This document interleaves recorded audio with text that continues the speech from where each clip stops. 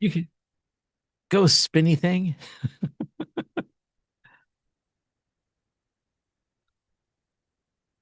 Ooh, we're on time.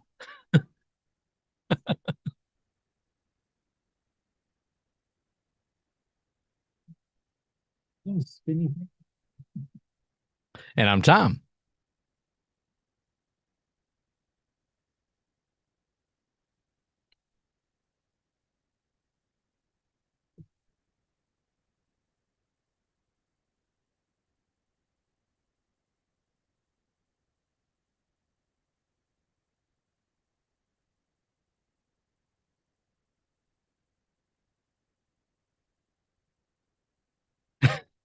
No,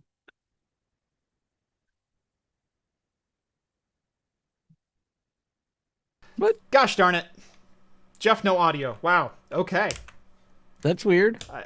Apparently, I was muted. I don't know how that happened. Oh, you weren't muted for me. No. Okay. Welcome to Talking Heads, everyone. Episode 441. Your once with life for the latest in beer and tech news. I'm Jeff. And I'm Tom, not on mute. Oh, I had some good energy and now it's gone. Welcome to the show, everyone. Thank you so We were much for talking watching. head. Yes, welcome to Talking Head. And Jay and Silent Bob, I guess we could go with. Yeah, we'll go with that. Do We'll the go with whole that. episode this way. Yeah, there are a lot of people I think would appreciate that sometimes. You just got to figure out how to be as expressive as Kevin Smith. Like he says a lot with saying nothing. It was such a good Yes. part for him, which I like it because Kevin Smith is a very verbose person. Like I've seen his talks and he's great. I love listening to him to tell stories and things like that. So for him to just be silent is amazing. It's like it's got to be painful for him. Yeah, yeah. Anyway, welcome to Talking Heads, episode 441. We talk beer, we talk tech, we talk Homelab, server, anything that we find interesting. We've got some AMD EPYC Venice rumors. We've got Windows 11 is not your friend, and neither is Microsoft. A little bit of follow-up about the story I think we touched on either a week or two ago about arrests being made based off a Windows 11 GDID. Both Yeah. Tom and I have talked about that, and I figured we would dive in now that we have It's a fun all the topic. info. It's Yeah, a fun topic. yeah. And I have a big announcement to make. Ooh, you do. Look at this craft computing glass I got. Oh, look at that. I actually got a couple of them, but I only need one at a time. But I did the peer pressure work. Thank you all for peer pressuring. Actually, I think I ordered it like that night or that morning. I can't remember. But I ordered it right after we were done. Some short period after we were done with the last show. I was like, I got to order these. I think it was first thing in the morning. I think I woke up to a notification that Could you be. ordered it. Yeah. Yeah, because it's late when we're done, and I try not to spend money on things late because I mean, morning Tom figures out what evening Tom bought, but that isn't always a good thing. I have done that many times where I will wake up and I'll have like an eBay shipping notification. I go, oh God, how late was I up last night? Yeah. Yeah. So I am going to be drinking a North Coast Brewing from Fort Bragg, California, Red Seal Ale. Red Seal Ale. Yeah. I got me a what is this thing here? Austin Brothers 45er IPA. Yeah, Nice. pretty good. I got what was on sale because I don't know. I see a new beer and I'm like, I haven't had this. It seems to be. Yeah. I chose a different glass, but it looks good. Yeah. Well, I've got that one also for my Yeah. second beer, so yeah. Yeah, and I also have a whiskey glass, so Yes. I will when the beer runs out, I usually switch to whiskey. I'm usually a one beer person, and then I go to the whiskey. That's a good move. I've considered doing similar on the show, especially as we do a 2 hour and 15-minute show most of the time. Two beers, no matter who you are, goes through you eventually. Yeah. Liquid in, liquid out. Yes, exactly. Anyway, all this hot beer glass talk, or rather cold beer glass talk, head on over to craftcomputing.store, pick up one of our made-in-house pint glasses. We do all the laser engraving right here in-house. We've got 2 different styles of pint glasses. We've got whiskey glasses. We've got bottle openers, which are always fantastic. Or my personal favorite, the stone coasters. And in particular, I've got the Doom install disc, but I modded it to say beer. So it's the beer install disc. You know, that's why I should get one of those, some of those, because I was really aggravated. These are the coasters I have, and they suck.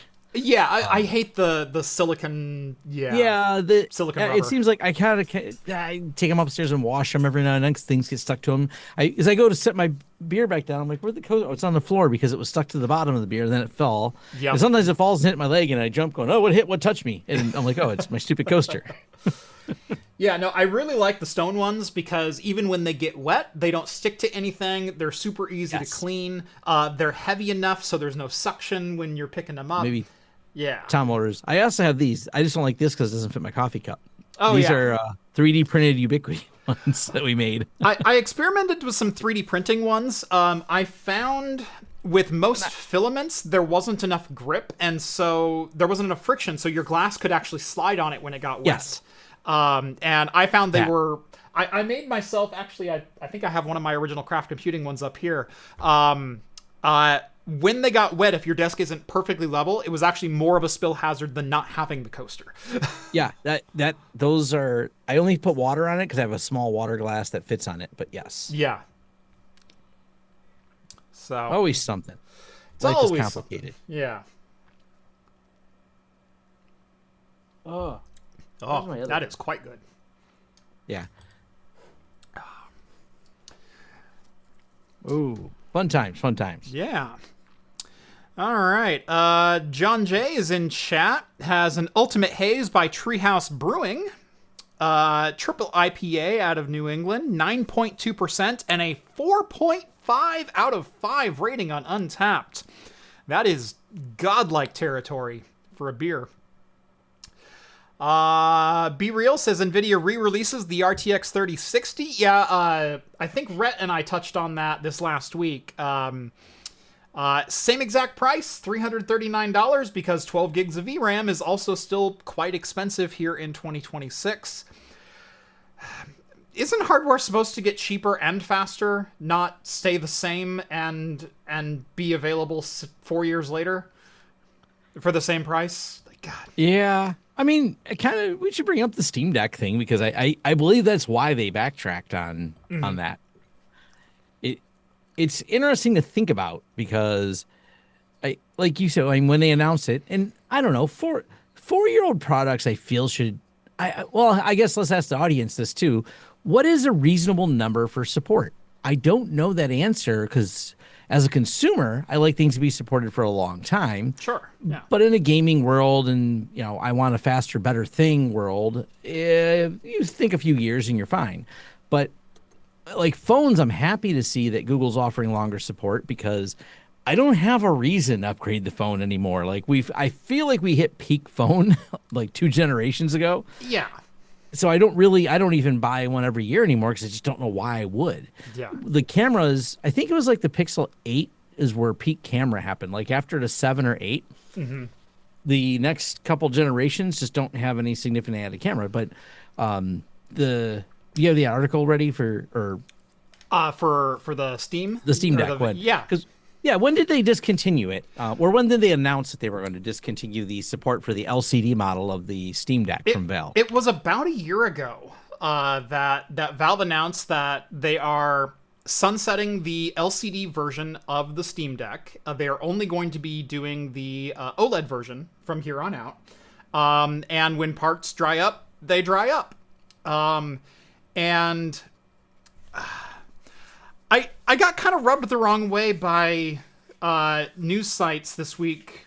They're just clickbaiting and titles and accusations through how they were phrasing this, and that's Valve silently removes the LCD replacement screen from the iFixit store.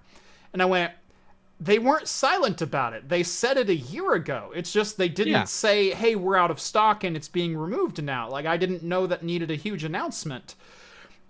I get that we want items to be supported by companies for as long as possible, but the economy of scale only works so long. If let's say Valve bought 1 million screens or 5 million screens over the course of the Steam Deck's manufacturing, and they sold 4.7 million Steam Decks, so they have 300,000 screens that they still have to buy. Yeah, they'll make them for sale, and once that inventory sells out, the inventory's sold out. Guess what? Unless Valve goes and buys another 5 million screens, the economy of scale isn't there to sell a screen for less than the price of, honestly, a Steam Deck. Like, individual components are very requires expensive. bulk manufacturing, but this is specifically about the batteries, and that's more of a wearable product. I mean, because screens don't go bad very often. Most of the time, we're throwing away monitors for obsolescence, but batteries, on the other hand, there's so many times you cycled that Steam Deck before it doesn't last the way it did. So they're putting the batteries back in stock, was that article, and which is, I think, good because it's a weird battery. Yeah. I prefer some level of standardization in batteries, but we seem to be way off the mark on that one anymore. I mean, just from the image, you can see it's kind of an L-shaped battery. Every single manufacturer has their own pinout and specification and connector because they're using all of the available space that's left within whatever. So they shape it to the space, right? Which creates a big challenge. I wish there was more standardization to some extent, so we could have kind of that economy of scale available to go, oh, it's the same battery that I use for insert 3 other products at least that use it. So we'd have some longevity on it. On the other side, I mean, as much as I might want to complain, and well, I do want to complain but about like non-changeable batteries in most devices, the other side of that coin is you can have a 5-year-old phone, and I have one here that the battery still works amazing. This is my offline navigation phone, and battery works great in it. It's several years old. It cycles fine, but I'm usually navigating on my motorcycle with it, so it stays plugged in. But occasionally Tom falls off his bike, soaks his USB, and it breaks, and I had to navigate out of the woods. Might have happened last week. And so, the battery made it all the way back to camp. Well, there you go. I would not have made it to camp. I go further now than I did when I was younger on my weird travels on motorcycle to middle of nowhere because I have GPS.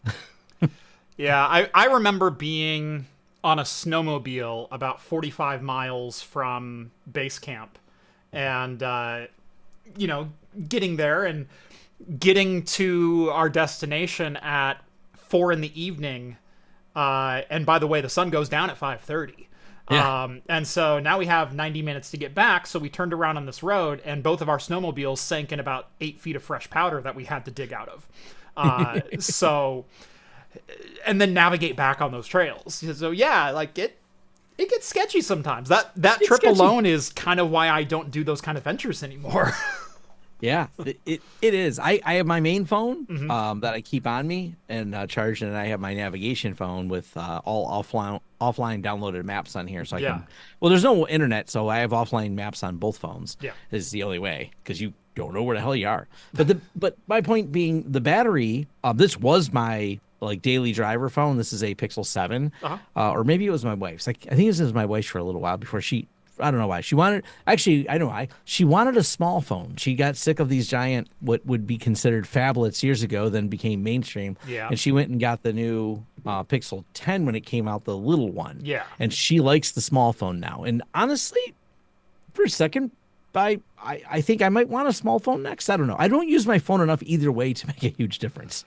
Yeah, I don't consume media on my phone. My phone is for reading news or Reddit or Discord notifications when I travel. Yeah, notifications when I travel. It's my calendar. It's my email. It's things like that.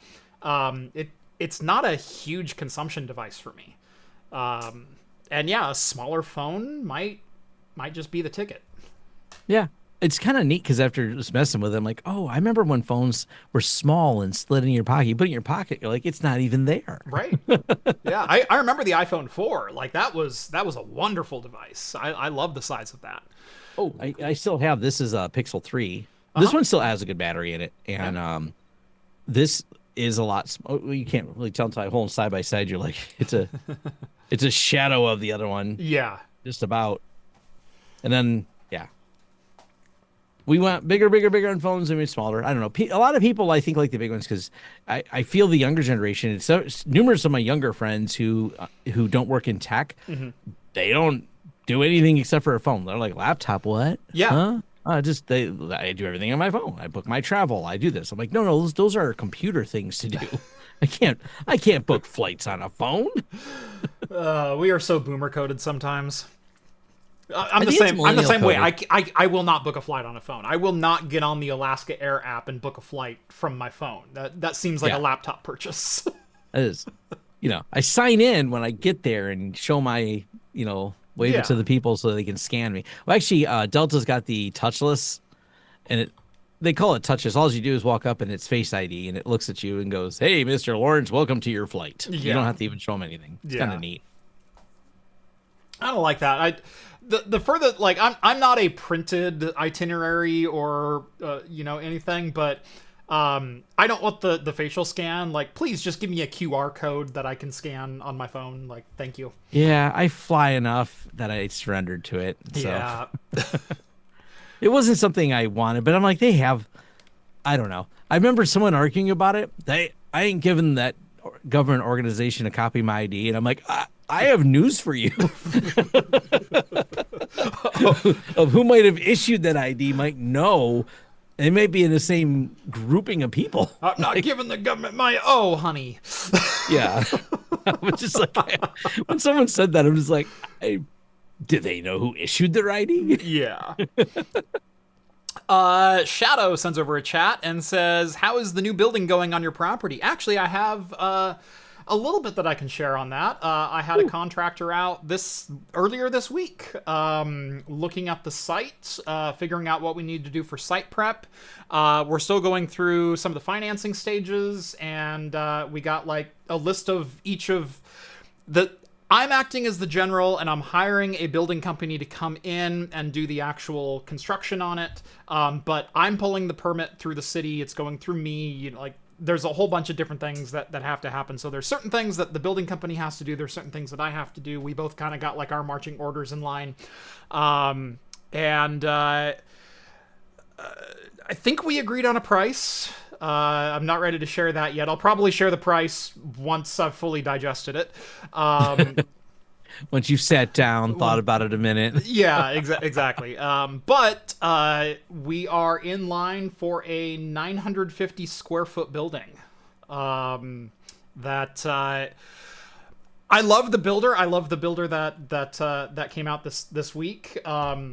He is picking up exactly what I'm putting down when I'm going, here are the code requirements for the city I live in and the county that I'm in, as far as an accessory building on your property. Here's the level they say that you can build to, and here's where we're going to build to. Here's the line, and here's all 9 of the things that I want to hit that are 5% less than that. And he goes, all right, we can play ball with that. So, yeah. So you got it. Yeah, that's because I think it's kind of weird. If I want to put a garage up, it has a height limit that's lower than the house limit. So if you, there's like the weird, I think everything starts with the national building code and then goes down to each one. So it's probably just part of that. It's kind of an annoyance because I want a big garage. My city building code and my county building code are 2 different things. And so depending on which organization you get a permit from, because I'm kind of in no man's land where I could permit it through either, and either recognizes the other's authority. And so you go with the one that is most likely to approve the thing that you're putting forward. And in my case, that's the city. So we're going to do city permits on this one. But there are height restrictions. There are size restrictions. One of the restrictions that I have to deal with is the building can only be 50% of your main building size. So if you have 2,000 square feet, you can build a 1,000 square foot building.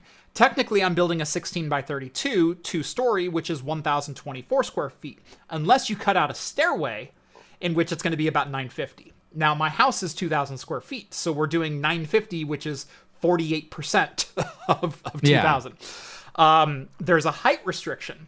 The height restriction says you can only build an accessory building that is 15 feet tall.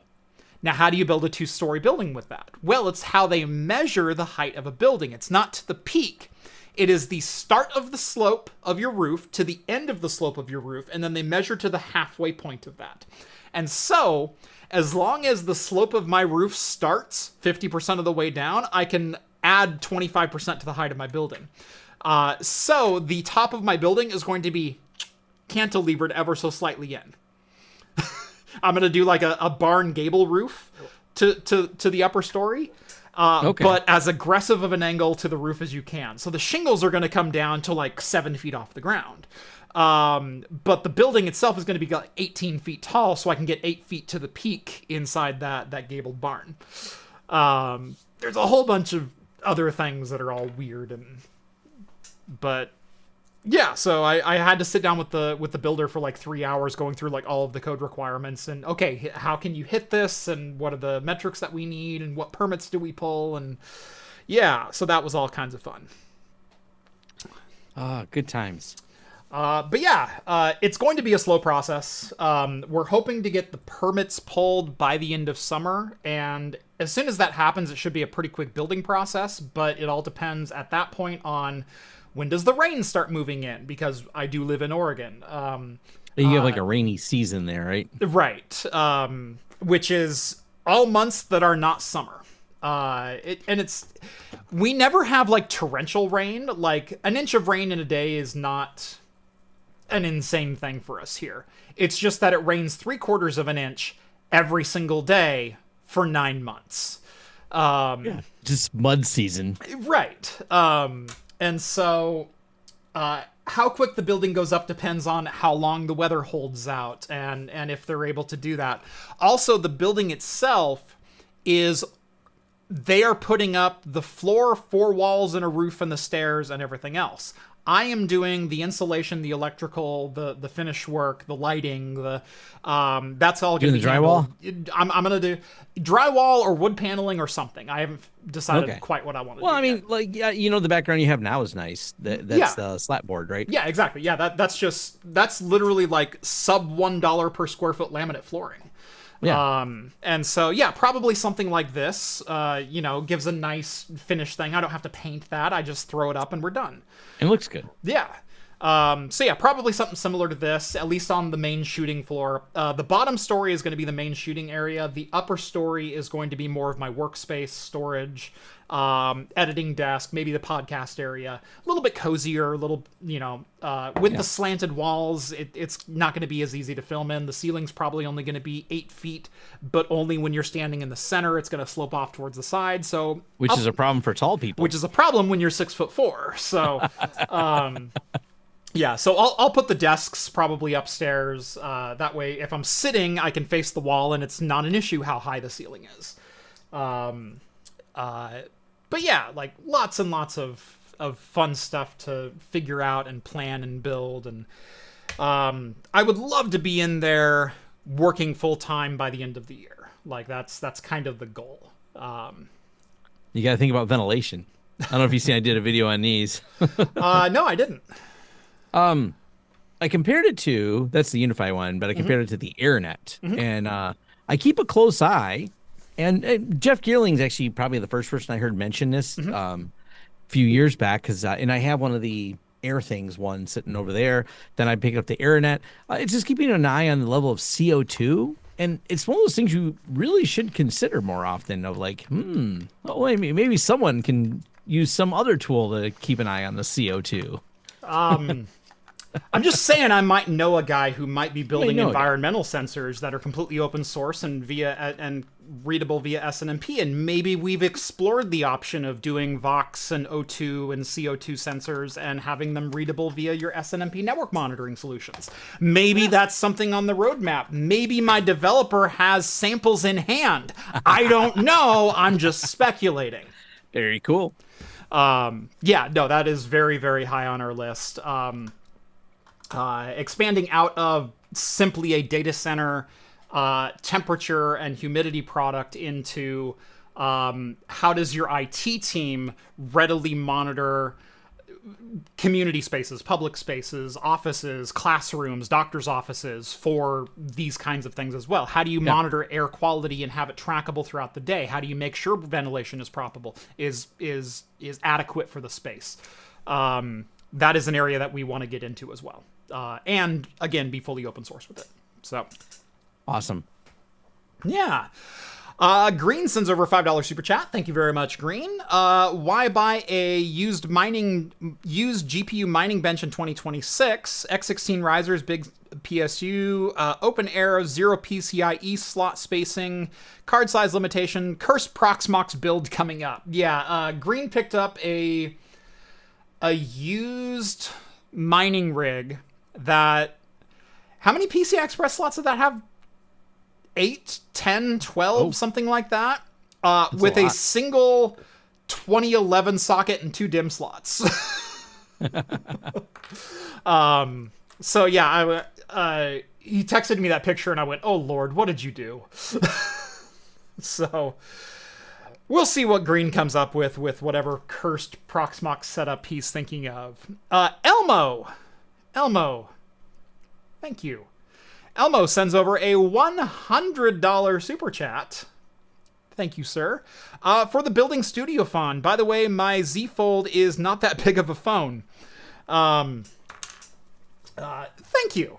Thank you. I will certainly put that towards a case of wood paneling in your honor. Or maybe like one of my liquor shelves. We'll put like a little plaque, donated by Elmo. Not the contents, just the shelf. We'll see. We'll see what needs bought when things need bought.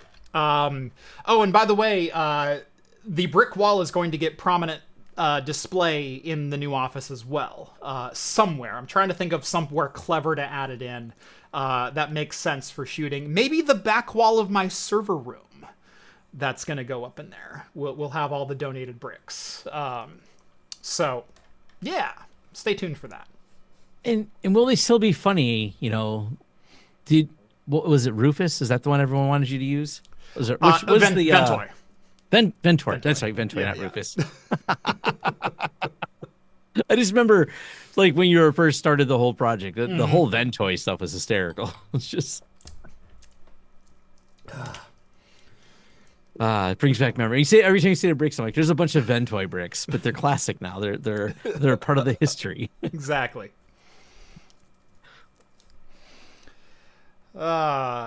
Green says, I ditched the X79 and swapped to X99 with 18-core Haswell on his decommissioned mining rig. So that should be fun. What does that one say? Mari, do you know about the BC250 board? And if so, will you be getting one to test or tinker with? I made a video on the BC250 before it was the hacker's delight. I made a video on the BC250 when it was an absolute piece of junk with 0 community support at all. I bought an entire 12-blade unit, I think for $700, because I thought the potential was there. And then it was pretty obvious nothing was ever going to come of it, and so I sold the server. And then the community rallied around it. They developed some drivers. They got it mainlined into the Linux kernel. So now you can install basically any distro you want, and you get a 6-core, 12-thread Zen 2 powered, although fairly low boost clocks, only 30 watts of TDP, very similar to a certain machine that generates Steam that was recently released. 6-core, 12-thread, plenty enough for gaming. And 28 compute units of RDNA to graphics. And it kind of worked. And there's still some things that don't work, but at least it works. And so I made another video on it. And this time, in between making the 2 videos, I bought another 12 nodes for $250. I bought 12 nodes of this for because no one wanted them because it was useless. And I sat on it for a while. Made another video once the community rallied around it. Awesome video. Awesome to see hardware kind of like come back from the graveyard and have some more life to it. After that video, I went, I don't know that I'm actually going to use these. Number one, they're power hogs, especially when you want to run 12 of them. Like, holy crap, that's 3,000 watts.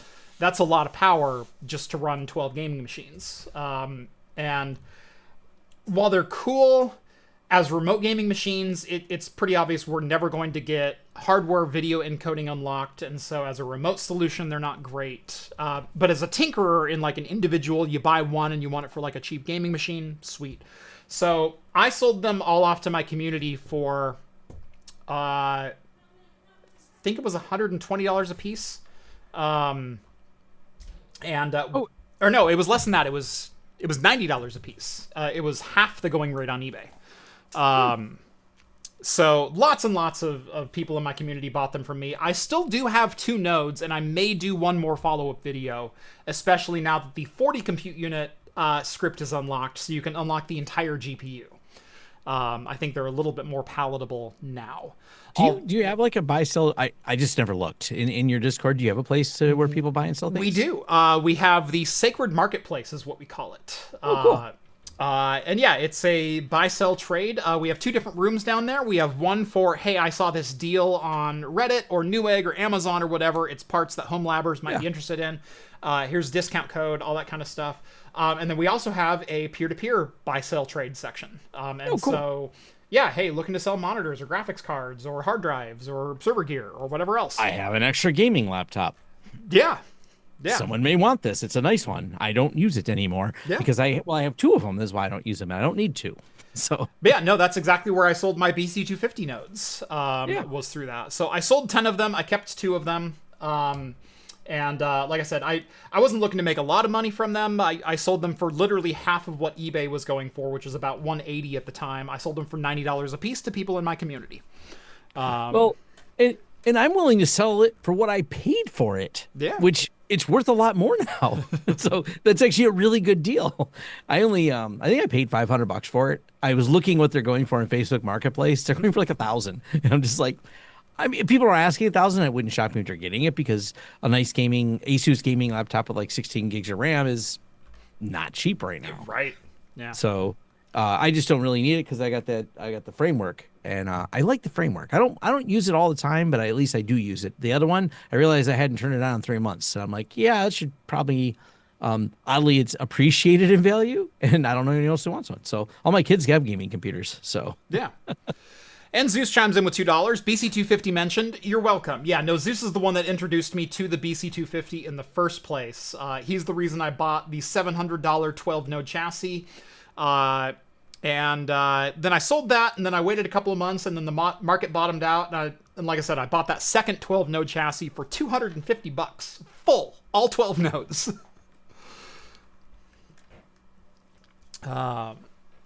Yeah. Do you think the BC250 with Linux is a good Steam machine alternative? It's apples and oranges. The BC250 is not a beginner-friendly, console-friendly machine. If you're looking straight up performance-wise, it's in the ballpark. A 40 compute unit BC250 RDNA 2 is roughly on par with the 28 compute unit RDNA 3 graphics that are in the Steam machine. You're talking about a Zen 2 versus a Zen 4 6-core 12-threaded CPU, but both of them fairly TDP limited, down to about 35 or 40 watts. It's in the ballpark. I don't think the BC250 is going to beat the Steam machine, but it's at least in the conversation within 10 or 15% of performance. However, everything with the BC250, you have to do yourself. You have to figure out how to cool it, because it is not a passively cooled machine. You do need some form of active cooling, which means you need to either mod the heatsink that's on it, replace the heatsink that's on it, yada, yada, yada. It is absolutely not a supported product in any way, shape, or form. Yes, they finally got the drivers mainlined into the Linux kernel, which is one hell of an accomplishment, but that is all of the support this hardware will ever receive from anyone, is devoted, like, the XKCD with that dude in Nebraska who holds that up, that's the only peg you have. Yeah. Okay? So, versus mainline Linux contributor support from Valve for the Steam machine. It's going to be a machine that's supported in many, many facets. Not only that, it's going to be a reference platform for developers aiming performance at a certain level. That's what the Steam Deck introduced. It finally gave PC gaming as a whole one performance metric to aim for, which is why there's so many games that work well on Steam Deck. Steam Deck actually got dedicated compiled binaries for games like Baldur's Gate 3. So you can build yourself a PC and run Linux and have equivalent hardware, and Baldur's Gate 3 will run twice as fast on the Steam Deck because they compiled it with driver optimizations specifically for that hardware. That's what reference platforms do. That's why you can't compare console versus PCs as far as performance game per game. It's going to be different because the platform is different. The BZ250 is a great tinker machine. It's a great if you're on a shoestring budget. You're going to have to put the elbow grease into making it work, though. So keep that in mind. Where are your servers going, Jeff? My servers are going to go in the new building. Okay. We're going to run. We are going to run a sub panel to the new building. We're going to put a 30 amp 240 volt circuit just for the servers. We're going to have a 3-headed split unit system for heating and cooling. And so I'll have one in the shooting floor, one in the upstairs room, and then also one in the server room. Because during the summer, I need to keep everything cool anyway. And so I don't care if I'm running at 65 degrees. That's comfortable to me. That's what my servers want too. During the winter, I can heat the other 2 rooms and just not turn on the heat in the server room, and it'll be fine because it's 40 outside. So that'll be fine. But yeah, no, nice. I'm going to have room for, I think, 2 server racks in the new office. One of them is going to be a dedicated circuit, like I said, the 30 amp 240 volt dedicated to that one rack, so I can run all of my super fast, stuff. I'll have 5,000 watts to play with. So is solar an option where you're at, or not really? I've considered it. I'm not going to do it if I have to buy it myself. And I know that sounds privileged AF because it is, because I'm an influencer. And look, if Anchor or Blue Eddy or any of the other companies want to sponsor a build, I will put solar panels up. I will do a battery back wall. I will do without the UPS. In fact, I think that would be a really fun video, is to go, I'm building without a UPS because I'm building with a battery wall. And I'm going to offset my power use and da-da-da-da-da. So I will say, because once again, Tom flexing his influencer privilege, whatever you want to call it. Yeah. So my friend's building a really nice solar setup. And if you were to spend your own money, definitely the EG4 system that he went with is the top-notch system. It's amazing. Yeah. I've been helping him with the project. It's got me excited. But if someone wanted to throw one at Tom, Anchor's definitely, because I started just reviewing comparative systems, Anchor is really throwing it out there with the influencers. Yeah, that's part of the reason I brought it up, mostly for in your case, because I don't really know that I want to go through the trouble of putting it in. But Anchor is really pushing through influencers their whole battery stacking kit. So it might be worth reaching out to Anchor. And like I said, I have a use case that makes perfect sense of that. You would say I have a UPS for my studio. Yeah. So. If you run a small data center, a couple of server racks, and you want like reliable power, you want off-grid ability, like perfect. And if I could do that to offset some of the power load, here's the thing, is monetarily, safety-wise, power's really cheap where you're at, so it safety-wise, like uptime-wise, resiliency-wise, it makes total sense if I wanted to put in a battery backup system. But I'm not running services that are critical if I lose power here at my house. Like I don't need my Plex server to keep running if I don't have power. That, and I pay 7.6 cents per kilowatt hour here. I don't need the solar to offset my power costs because it will literally never make sense for me. But I would still love to show it off as a solution because it is valuable to many, many people who just don't happen to be me.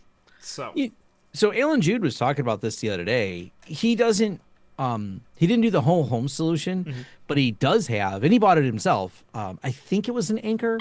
It might have been another model.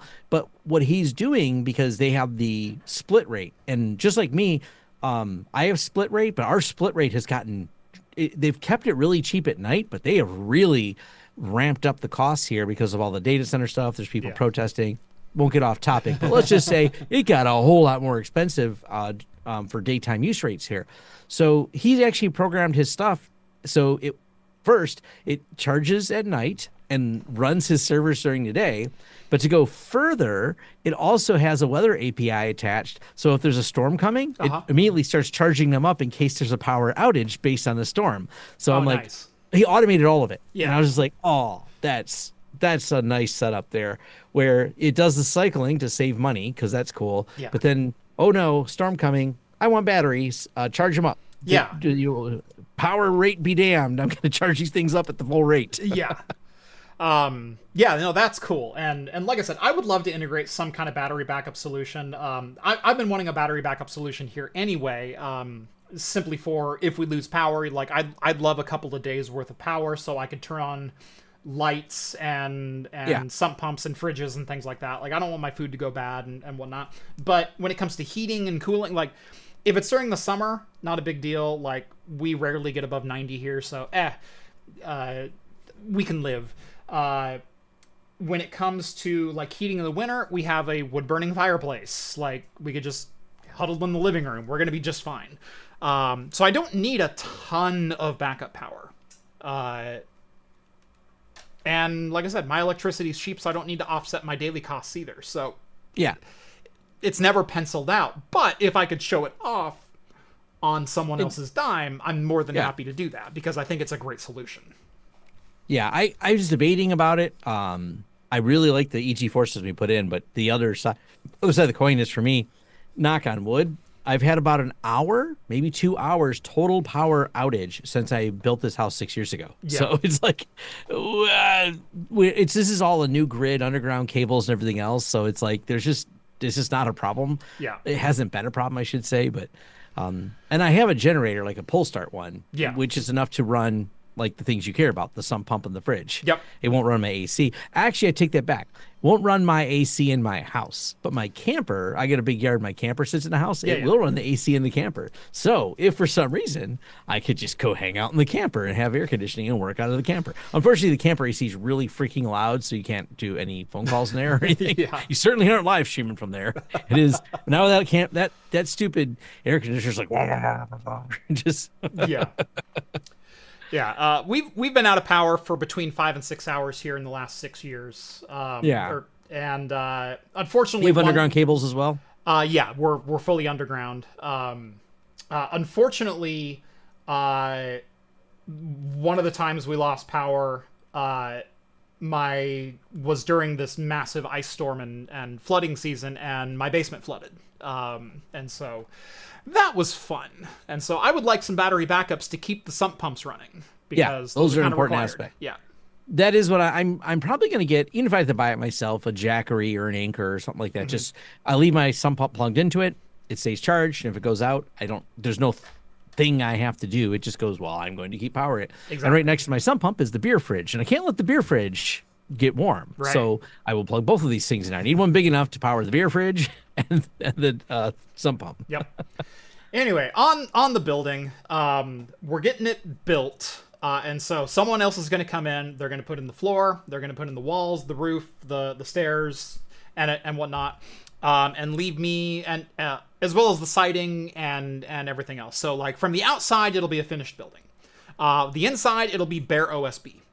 And so at that point, I need to go in, lay flooring, insulation, electrical, do all that kind of stuff. I am going to run some water over there because I would like running water so I can at least make coffee and rinse out beer glasses. Like, I don't need a toilet over there. I don't think there's a point to that. Come on. I can walk the 50 feet back to my house to go to the bathroom twice a day. Like, that's not a big deal.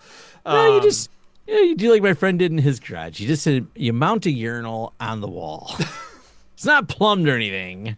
There's just, I love it because he has a pitcher sitting on top of it. Yeah. And it just says, please flush.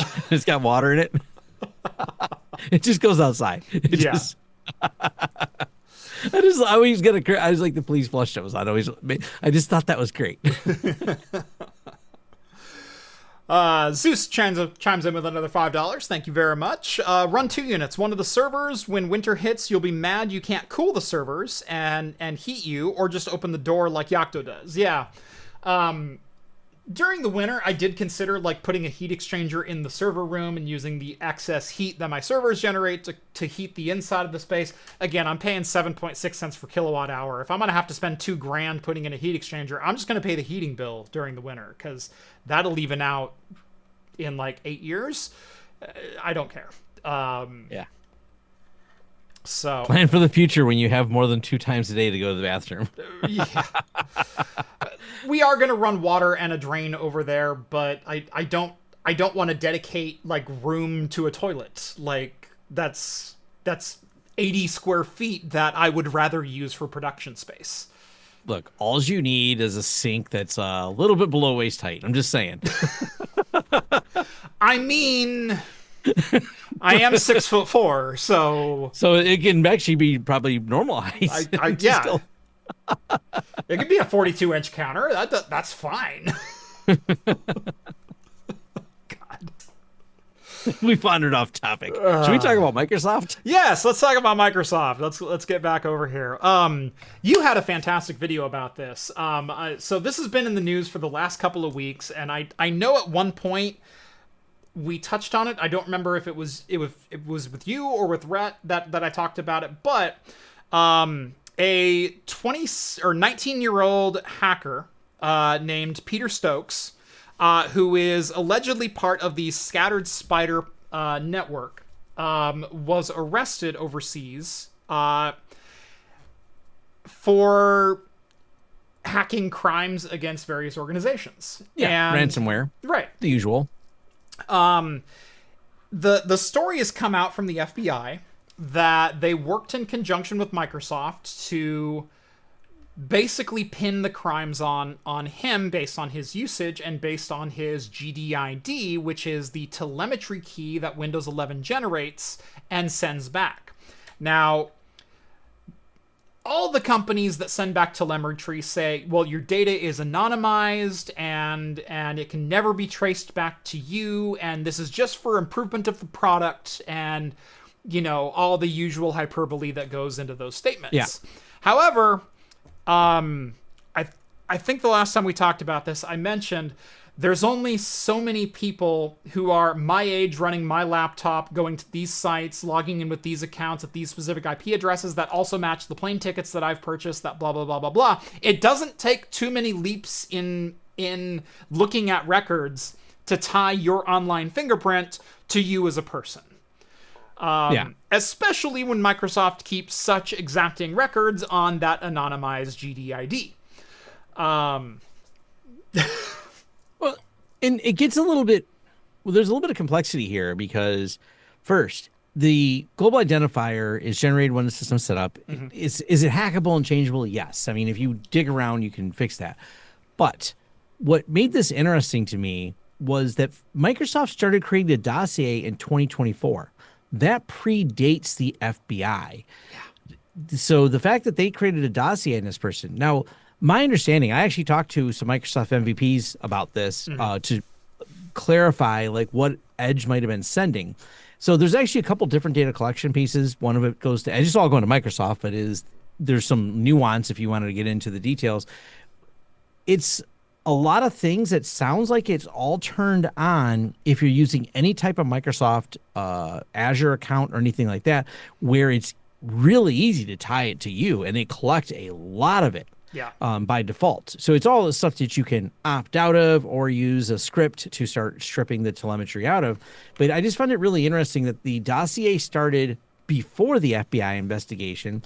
Then what also became interesting to me was a blanket warrant was issued. So if you watch the global identifier and it's coming from an IP address in one country, but then it pops up in Indiana, that same global identifier coming out of a VPN.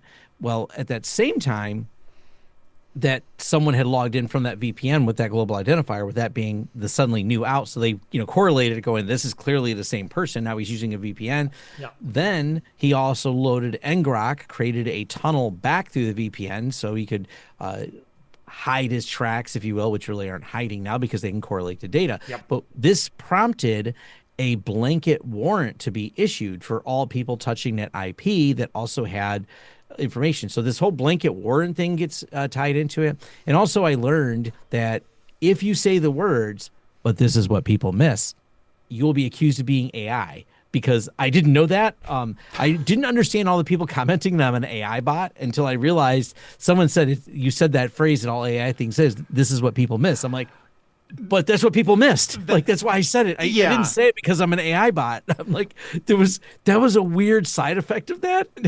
There's certain phrases now that are off limits within the YouTuber space and such. I'm learning this now. So now I have had to remove phrases from Tom's vocabulary because yeah. That was that debate I had shared with you, all the comments from that one moron that was really after me about it. Yeah. And my friends made it better. Man, I have had a laundry list of comments like that recently. The whole YouTube short slash TikTok economy, you have to start every video with, did you know? And so did you know that Microsoft created a GDID on this person and he was arrested for blah, blah, blah. And then you have to loop the end of the video. So you finish the statement with, did you know? Even if it doesn't make sense when you're watching it, that's just, it's the weird looping things people do. But this kind of led to some discussion. Another discussion I had on my live stream, a lot of people were saying, and I see this as a comment someone just said there, so I need to quit my job that uses Microsoft. I mean, that's up to you, but I'm not here to give you career advice. Yeah. But a lot of people are saying, why does Microsoft do this, or why do they spy on people? And I'm like, first, you're not the customer. Very few of the people listening to this live stream are Microsoft's customers. The Microsoft customers are the people who do volume licensing through enterprise.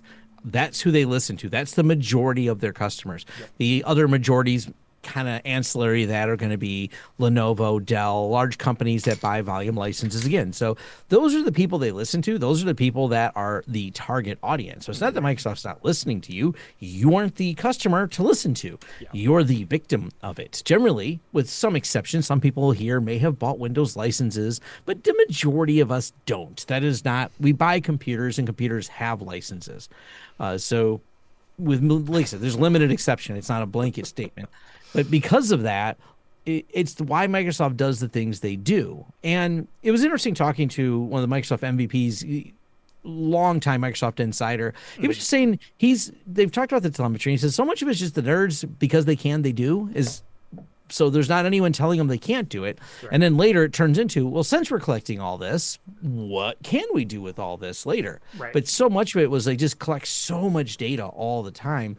And there's just no one telling them not to. There's just no edict to tell them not to. It's like, oh, you can suck that data, the data. We get places to put it. We're Microsoft. Yeah. You know, we're $1 trillion company. And the thing about a company is once you collect data, that data is subject to subpoenas.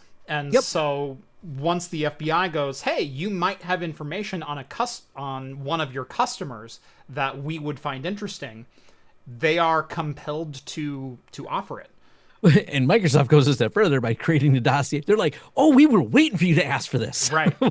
we had it ready. Actually, they had actually submitted it in 2024 to the FBI. Yeah. I'm a little, the one thing, it probably won't come out till trial. I'm unclear if the FBI was tracking this person or if Microsoft had been the trigger that started the FBI investigation. I'm not sure which way, but later they did request more. The FBI did request more data, right? And they do work hand in hand. And full disclosure, because if someone wants to bring this up, we at Huntress, we have a publication we're doing in a couple of weeks. We work with the FBI. It's not a secret. Mm-hmm. We're very transparent about it. We turn them in. This is so those things happen. Now, granted, we're not the ones tracking them that way. We have our own discovery things we do just through the investigations, and if we have something that can somehow collaborate and cooperate, we will cooperate because the goal is to stop the hackers from hacking again. But nonetheless, Microsoft doing it and people not knowing that they're spying on you is really, between that and the blanket warrants, that was parts I found really interesting, which then led me to do a video showing the telemetry a new clean Microsoft system does, even with a local account. Then a bunch of people say, but Tom, I bet Linux spies on you. And I'm like, well, Linux is a kernel and Linus Torvalds doesn't want your data. But why not go ahead and do another video and I show how much Mac spies on you, which is actually really minimal. The fact that you can, without a lot of effort, and this is very specifically what I'm saying this, Mac is okay. Like the Apple seems perfectly fine if you would like to use their device without an account. They don't seem to give you a bunch of crap about it. Yep. I know there are workarounds. Cue the conspiracy meme, let me just explain to you how easy it is in these 27 steps so you can create a local account on a Microsoft system. All you got to do is get Rufus and you download this ISO and then you strip out all the stuff and then you load the script and then it lets you create a local account. I'm like, yeah, that's as I said in the beginning of the video about that. I said you can't de-bloat your way out of Microsoft. And second, I feel anyone who really wants to be in that relationship, you're like choosing all the red flags. Like I can fix her. Like that's how I see it.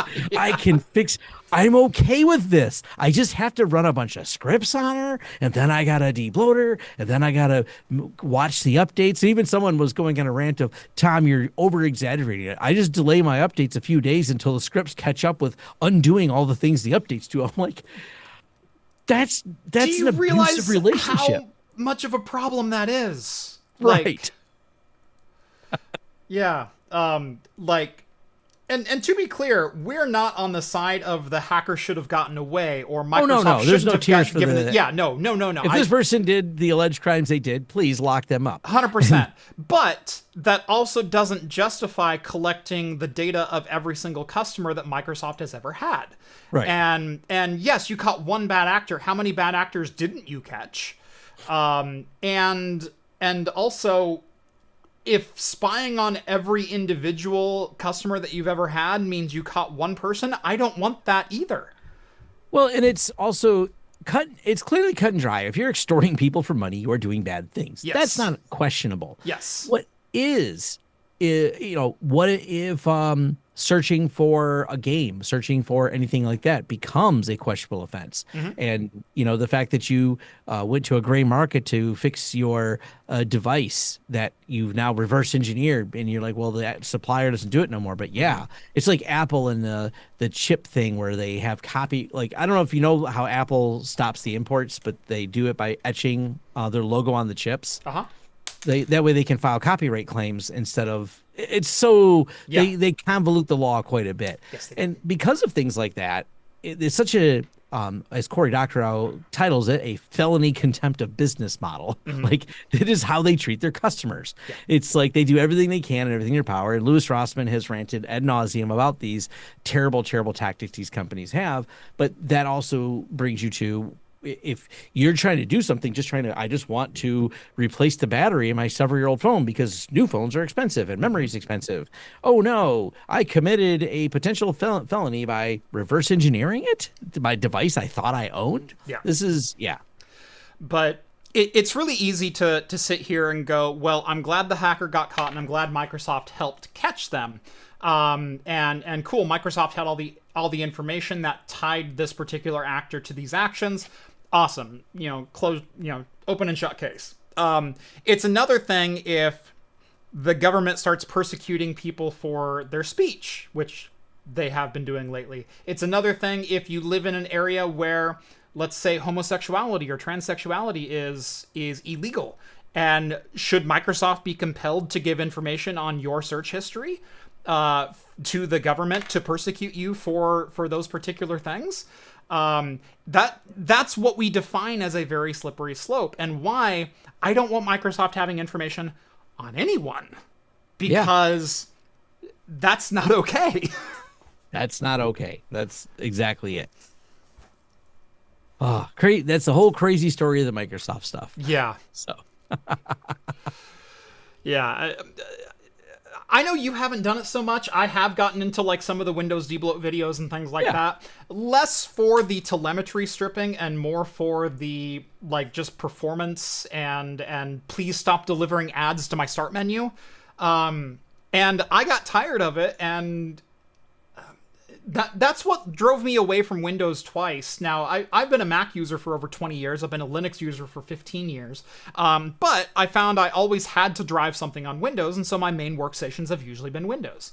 At least as far as like photo editing, video editing, etc.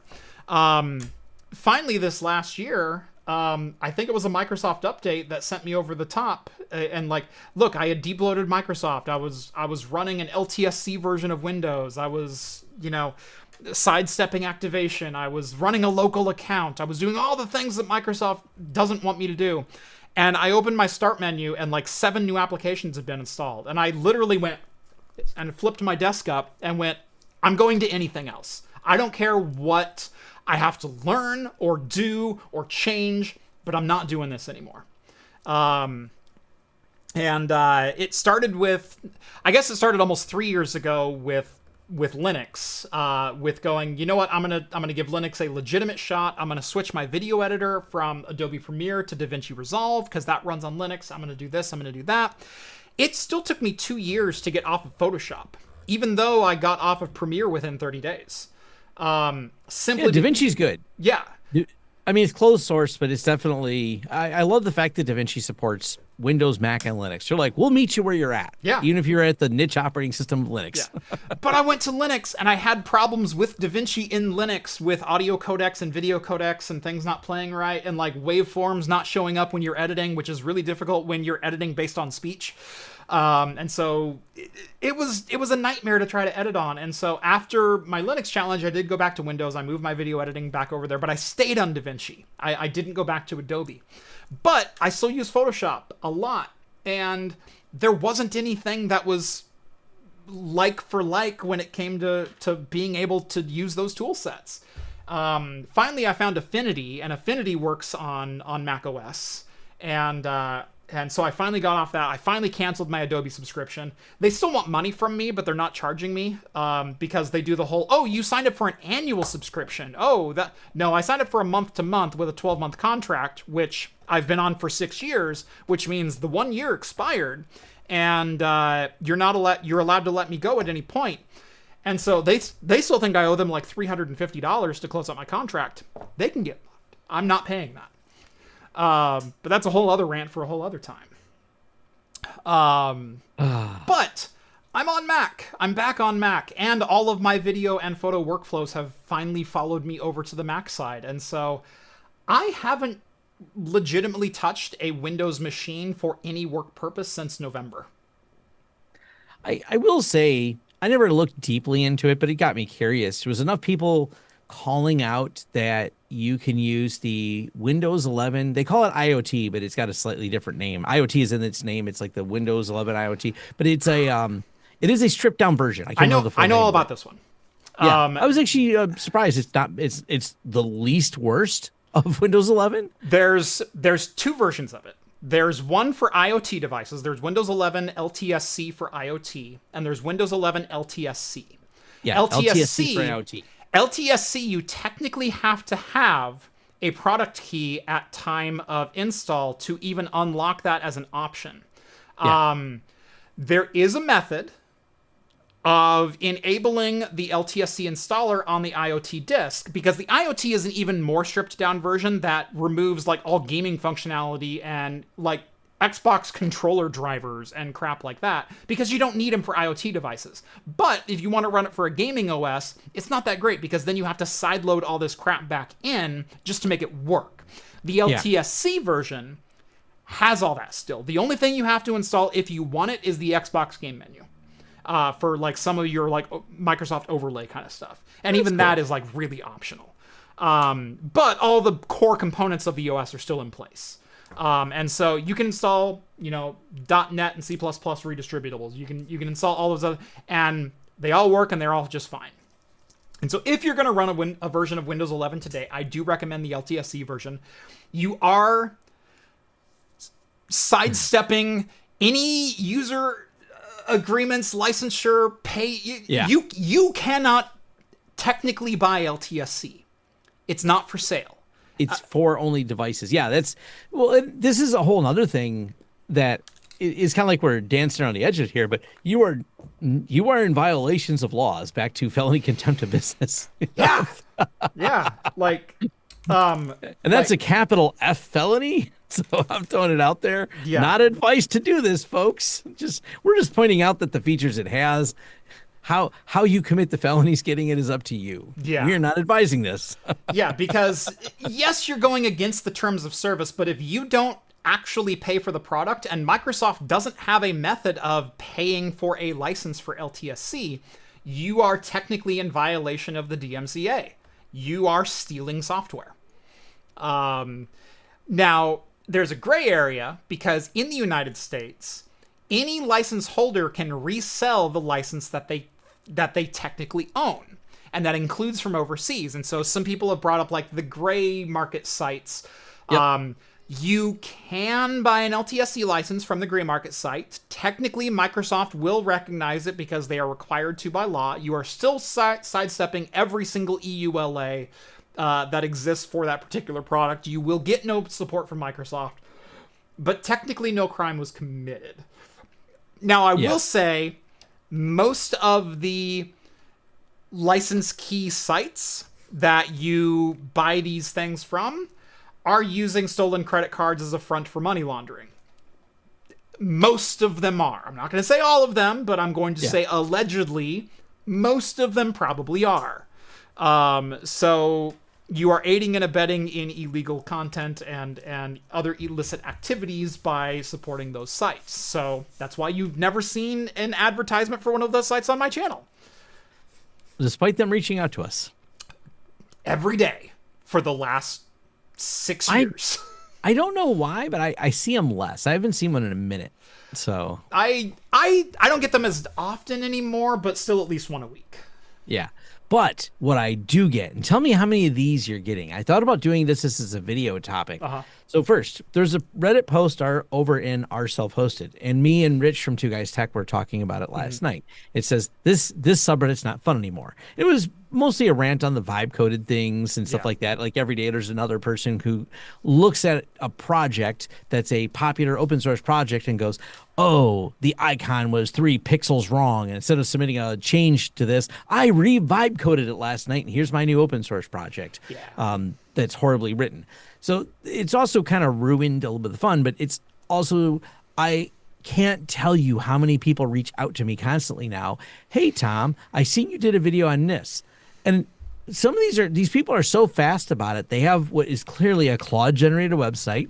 Always has pricing in the same spot. It's 3 columns over. I don't know why. It's just weird to me. When the menu across the top, apparently Claude always likes to put the pricing kind of in the middle of the menus across the top with the same kind of like outline-ish look. It's either orange or green every time. It's so obvious. Like every one of these sites look the same.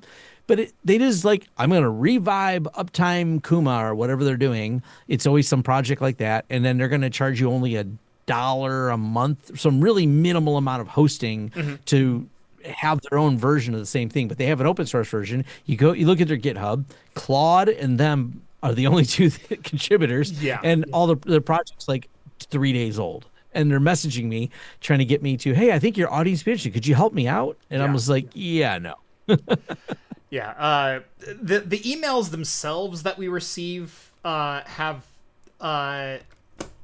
it's really funny because they've been AI generated for like 4 years. Where hey, I saw your video on this subject and we thought you might, and it's like, we saw your video on the steam machine and we thought our robot pool vacuum would really resonate with your audience. It's like, okay, you didn't even try.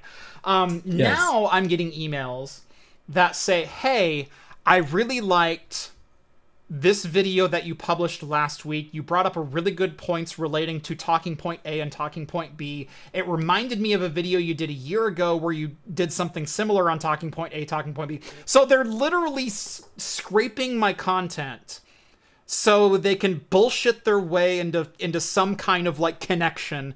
Oh, no, I've been a long time fan of your channel. No, you haven't. Don't give me that crap. You AI scanned my channel. And by the way, it's still for a robot vacuum cleaner. It's still for a freaking pool scrubber. It's still for whatever chair that China's crapping out.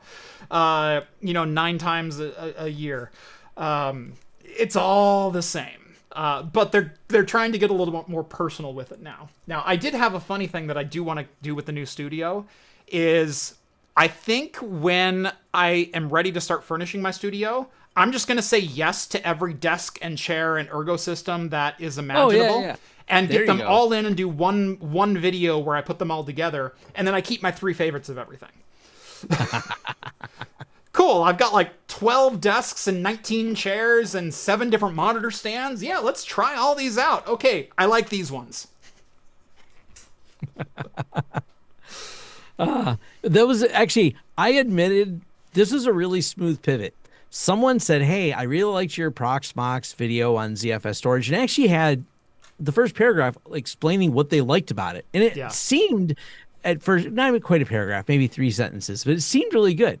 The next line was, and I think for your audience, this chair we're selling will be a great match. I'm like, you put some effort into this, the ZFS Proxmox, and your thoughts on why it's a good way to do replication. Like, you pulled some text out of my video to get me to read this. Yeah. No, and that's the new thing that I've seen a lot is they're getting really in depth with what they liked about my last video. And like hell did you watch my last video? Yeah, you just pulled this transcript. AI barfed out this thing with a smooth segue to this chair we'd like you to review. Yep. You're smoother than Linus with that segue there. Right. And today's sponsor, this BS that we have. This solar-powered cameras apparently are really being pushed right now. Yeah. That is a super popular one. You know what I think I need? Another glass drink? with whiskey in it. Yes. Another beverage. I'm ready to go whiskey, so we're going to go put this away. Excellent. I like this a lot. I like all of them are good. But the whiskey one's next. I'm pour a little Angel's Envy in there, and I'll be right back. Ooh, well done. I love the Angel's Envy. It's just good stuff. It's so good. Got to bless the glass properly with quality beverage. Yes. So I will be right back. Perfect choice for my glassware, Tom. I appreciate it. While Tom's getting that, I am going to open my next beer, which is from Lewitt Brewing Company. This was sent over by friend of the channel, Aaron. Aaron, you know who you are. Thank you so much. Lewitt in Vancouver, Washington, so literally just up the road from me. But what's really funny is Aaron lives in Southern California. So I'm not sure how he got this one. But this is from the Player's Handbook IPA series. It is literally a Dungeons & Dragons inspired beer series. This is the Warlock. The can art is freaking fantastic. They have stats on the beer on the side written up just like a player sheet. They've got like a D20 here on the side. It's great. I love this can art. 4.25 pounds of hops per batch in this. 57 IBU, 6.2%. Citrusy, tropical, and fruity are the tasting notes. And the hops they collected are actually from New Zealand, Australia, and Washington. So little bit of a Southern Pacific vibe on this particular one. But yeah, the Lewitt Player's Handbook IPA series Warlock.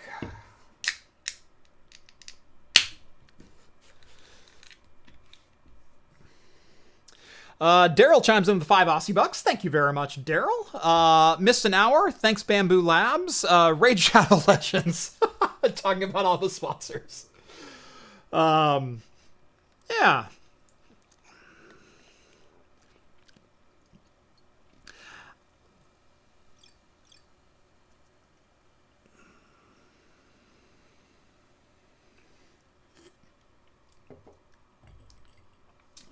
Let's see here.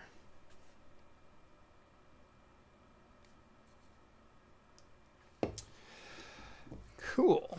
What else do we have going on tonight? Who's in chat? Oh, and then Fat Hacker sent over a 5 Aussie buck. Thank you.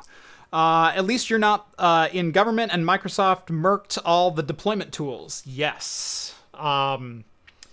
Yeah, no, that's been really sad to see is Microsoft trying to put up barriers for things like Windows deployment and Azure deployment and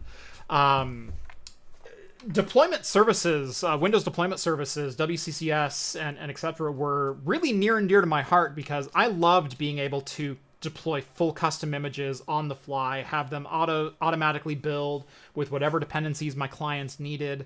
Deployment was kind of my baby. It's one of the tasks that I didn't delegate out all that often, even though I was the CTO. It's like, no, I want this done a certain way. So when I left my organization, I actually did a full 1.5-hour series on Windows deployment services as kind of a magnum opus, as well as leaving a full instruction book to how I had put everything together to my previous employees.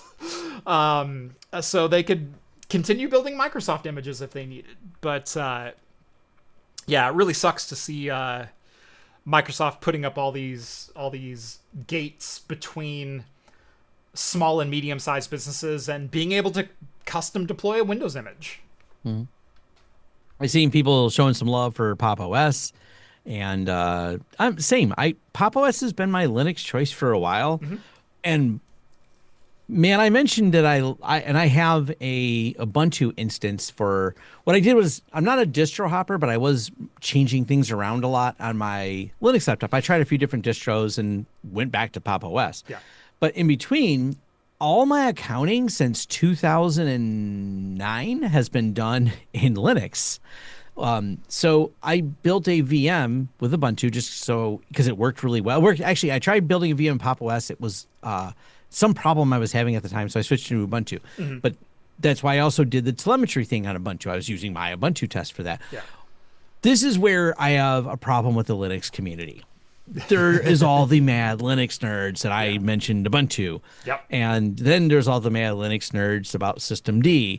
And they're just so angry and so verbose in their comments. Like, this is why it's hard to get to Linux, because you have the people who clearly don't understand what Linux is when they say, hey, test Linux. And then I did explain, you can't just test Linux. Linux is a kernel. You usually mean test a distribution. And there are several distributions. Many of them are community driven. And generally the community, outside of feedback about what you're using, which is opt-in on both of the distros I tested, the community's not after to spy on you. Also, where would it go? They're not collecting telemetry in order to do this. They just want you to have a good experience. Right. Matter of fact, Linux is one of the cases where you are the customer, like the opposite of Microsoft. Like, these people are developers putting time in who say, I would love to give this person a great experience using their computer. This is not Microsoft's attitude at all. They're not concerned about your experience using the computer. But the toxicity of the Linux community kind of came out.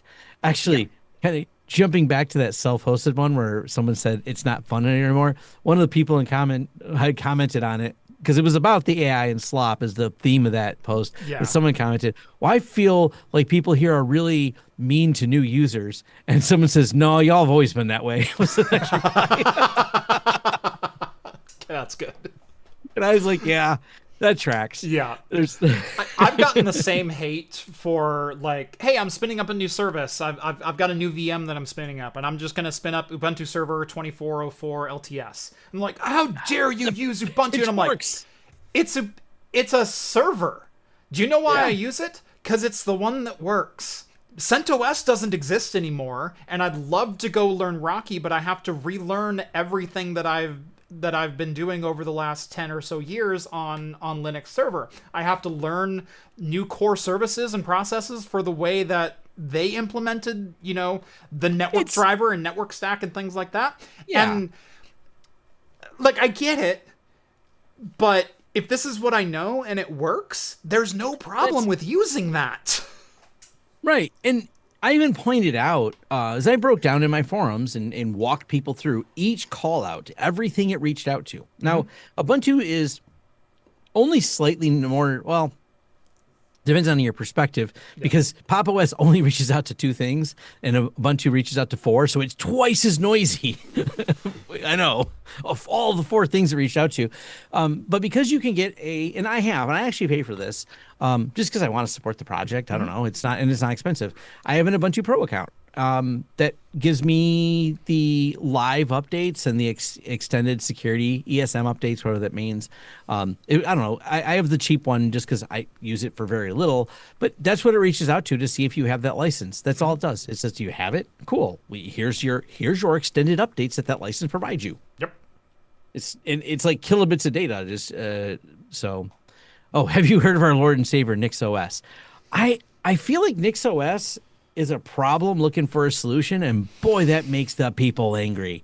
Yeah. I'm like, but Tom, you need an immutable OS. I said, I don't.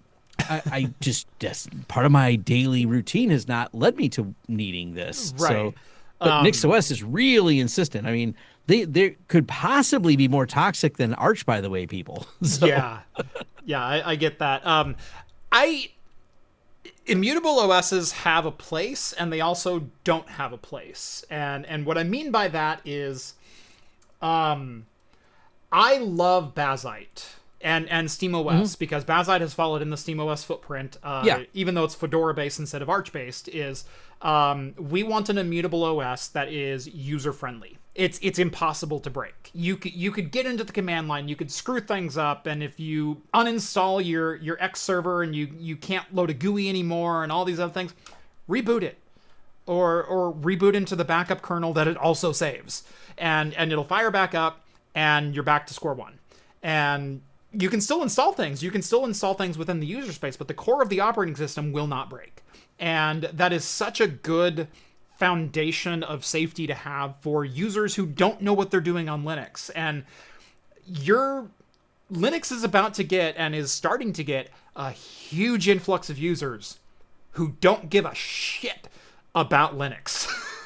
Yeah, and I kind of like, and I thought about playing with it. Maybe I'll goof with it at some point, because I like the declarative nature of NixOS. I think that's cool. Yeah.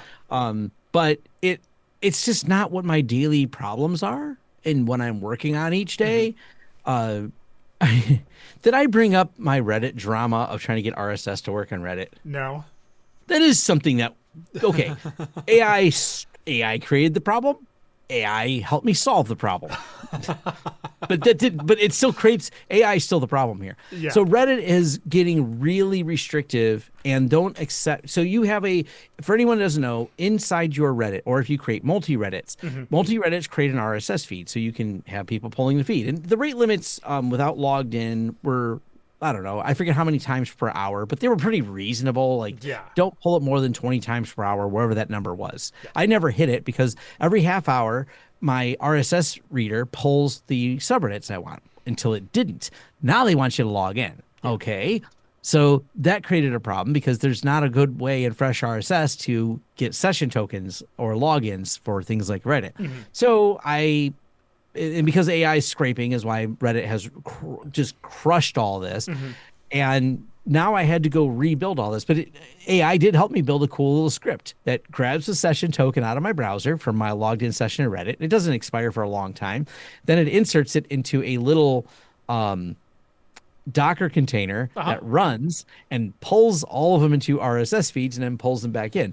It's one of those things that wasted some time. It's such a weird, hacky workaround, but I don't want to actually have to go to Reddit. I like to pull very specific things out of Reddit that I'm interested in or that I'm following, but I don't necessarily want to go there. I choose to comment on, like, oh, I will go engage with this. And this is partly bleeds into my task of engaging with the community, because I spend time in Reddit RMSP and I discuss things related to Huntress. I put my other hat on. I have another login called Tom Huntress, and I reply to people that may have questions in the community for that. So I like having this all in RSS feed because I don't want to go there.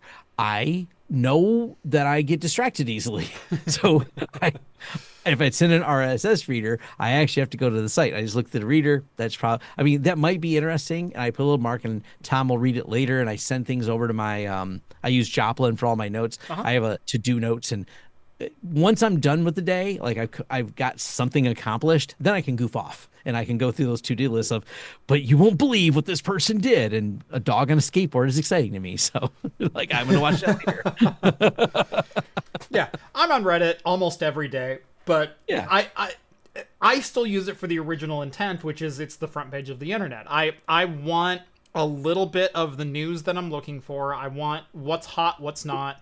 But in terms of the things that I'm interested in, what are people talking about in Linux? What are they talking about in hardware? Were there any announcements? Are there any rumors? Are there any like new hacks?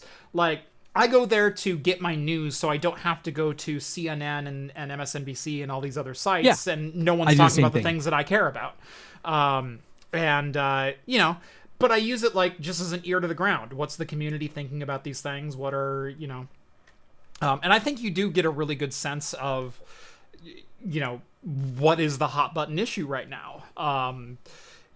You might get the wrong take of what the hot button issue is, but at least it pulls the news feed up to your consciousness, and that's what I like about it.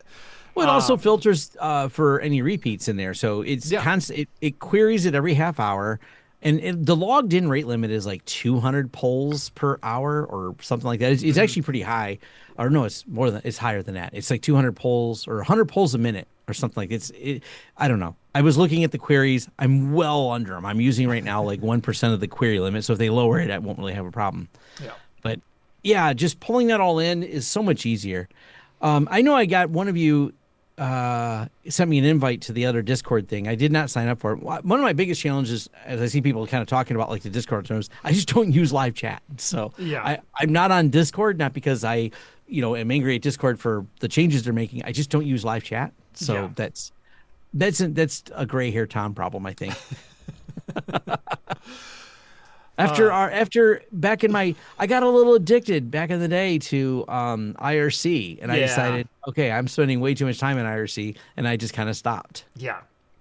I'm in Discord every single day. It's always on all of my computers. That's fine. It's just but it's also one of the main draws of why you would want to join my Patreon. Patreon.com/craftcomputing. We'll use this as a little segue to pimp my own stuff out. Yes. Yeah. If you want to talk directly with me, keep conversations going, talk about things we talk about here on Talking Heads, or any of the number of things we talk about over on the Discord, join the Patreon. Patreon.com/craftcomputing. That is the only way to get access to my Discord server. There's close to 1,000 weekly active members over on my Discord right now. I am on there every single day. Don't feel bad about pinging me. If you have a question, that's what you're there for. Why do I charge for my Discord instead of having it open to the public? Well, that puts a moat around the area and keeps the trolls at bay. So if you're going to troll me, it'll cost you $1. And if it's a problem, I'll just kick you. That's how this transaction works. But there's 1,000 really, really awesome people over in the Discord server. There are conversations going on there literally 24 hours a day. It is a fantastic place to hang out. Equal-minded nerdiness happens there all the time, and it's not just tech. We have a 3D printing channel. We have help channels for Homelab, for networking, for professional development. There are members of the community who give classes a couple of times a week on various things. There's such a brain trust over there. It's great. Outside of myself, it is such an awesome place to hang out. Yours is someplace is one of the ones I visit, along with yours and the Battle Bridge one that we have, the secret YouTuber gathering one. The secret YouTuber Battle Bridge is what we call it. And no one can get access to that one because it's supposed to be a safe place for us. But what do we have on there? 70 different YouTubers, I think now. Yeah, like different channels and representatives and things like that. It all just started as an idea that me and Jay from Learn Linux TV had. You named it. Yeah. Because me and Jay said, hey, Jeff, we would like you to join us. Also create it because we're Discord idiots. And so I think that's how the conversation started. You two had a private chat and you had me join it. And I went, this is never going to work. Let me just create one. Yeah. We're like, Jeff, please do this because I don't know. I'm not even the one who created my own Discord. I think I'm the one who still owns it, but I'm not even sure. Yeah. I quit promoting my own Discord because I haven't looked in my own in a long time. Yeah. I might start using it more. I don't know. Yeah. I I can't decide. I'm so easily distracted, and chat is one of those. So at Huntress we don't use email. Everything lives in Slack at Huntress. Yeah. So now I have to deal with that. Yeah. And I mute that a lot. Just a lot. Shouldn't, my boss ain't listening, right? No, Yeah. I don't. No, good news is Tom's day to day doesn't really go in there. I mostly engage externally with community people. I go in there. I have a couple meetings a week. Yeah. The Huntress thing I do is different. Yes. But they live in Slack. Everyone does. Yeah. There is so much in Slack. That thing is like, there's 800 people working there. So it's like, just stuff everywhere. Yeah. But no, my Discord is a particularly fun place, and I don't just say that just because it's my own channel. I say that because it's a very well curated community. There's people who are engaged there. They want to be there. They're paying the money to be there. It is a paid service, but you get so much more when people are dedicated to being there. And it's a good community. I've never had a problem in Jeff's. And like I said, maybe I'll participate more. It's I'm trying to. Life has changed so much for me in the last few years. I've been trying to figure out what I do. It's just like I finally, and people can make fun of me for this. I'm fine with this. Putting some hours in a game, and it happens to be Minecraft Dungeons. Nice. I started playing it, and I'm like, it was on sale on the Switch, and I'm like, I'll play this. And I'm like, oh man, I put some hours into it now. I'm like, I really like this. I don't know why that game is clicking with me and the other ones didn't. This one, I'm in it. So I've gone through spurts with all of my kids as they've come of Minecraft age. Like we'll fire up a server and we'll all start playing for a while, and the server will live for between 6 and 9 months. At one point, I had done a full 1-to-1 recreation of the Defiant from Star Trek. I had built one on our survival server. So I'd mined enough iron to make iron blocks and then built a Defiant out of iron. That was really fun. Gosh,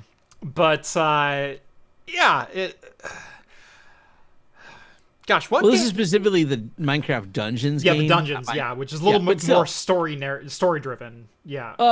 Rogue dungeon smash, kind of mindless. It's Diablo with less good graphics and less complicated builds. Okay. Which it's kind of a mindless game to play, but that's why I like it. I play it at night. Oh right, sorry. No, I was thinking of the Minecraft. Is it Stories? There's another. Yeah, there's another one like that too. This one's just a dungeons. It's just a. That's right. Yeah, it's really simple, but that's why I'm enjoying it. Because my son likes games that require you to have a wiki open, where the builds are super complex. Everything is like about maxing out specific builds, gathering specific items in a specific order in a specific way. He loves complicated games. I know one of his other friends is really big into Factoria, but also his hobby is programming and assembly. So there's those two things go hand in hand. Yeah. I do like some of the retro games. Does he have an official diagnosis, or is this a new thing for? Yeah, not diagnosed, but we're all pretty sure. We're all pretty sure. By the way, as it turns out, that's most of the people in my community too. So it all works out. It all works out. I do like that shirt though. Not diagnosed, but we're all pretty sure. It's usually how my wife refers to me. A couple of super chats. Scott sends over $5. Headed to Stone Liberty Station to meet some friends. Salud to you as well. Have some fun. Be safe. Civic chimes in with $5. Thank you very much, Civic. As a Linux aficionado and family sysadmin, the greatest advantage and biggest enemy and impediment to Linux is the Linux community. Yes.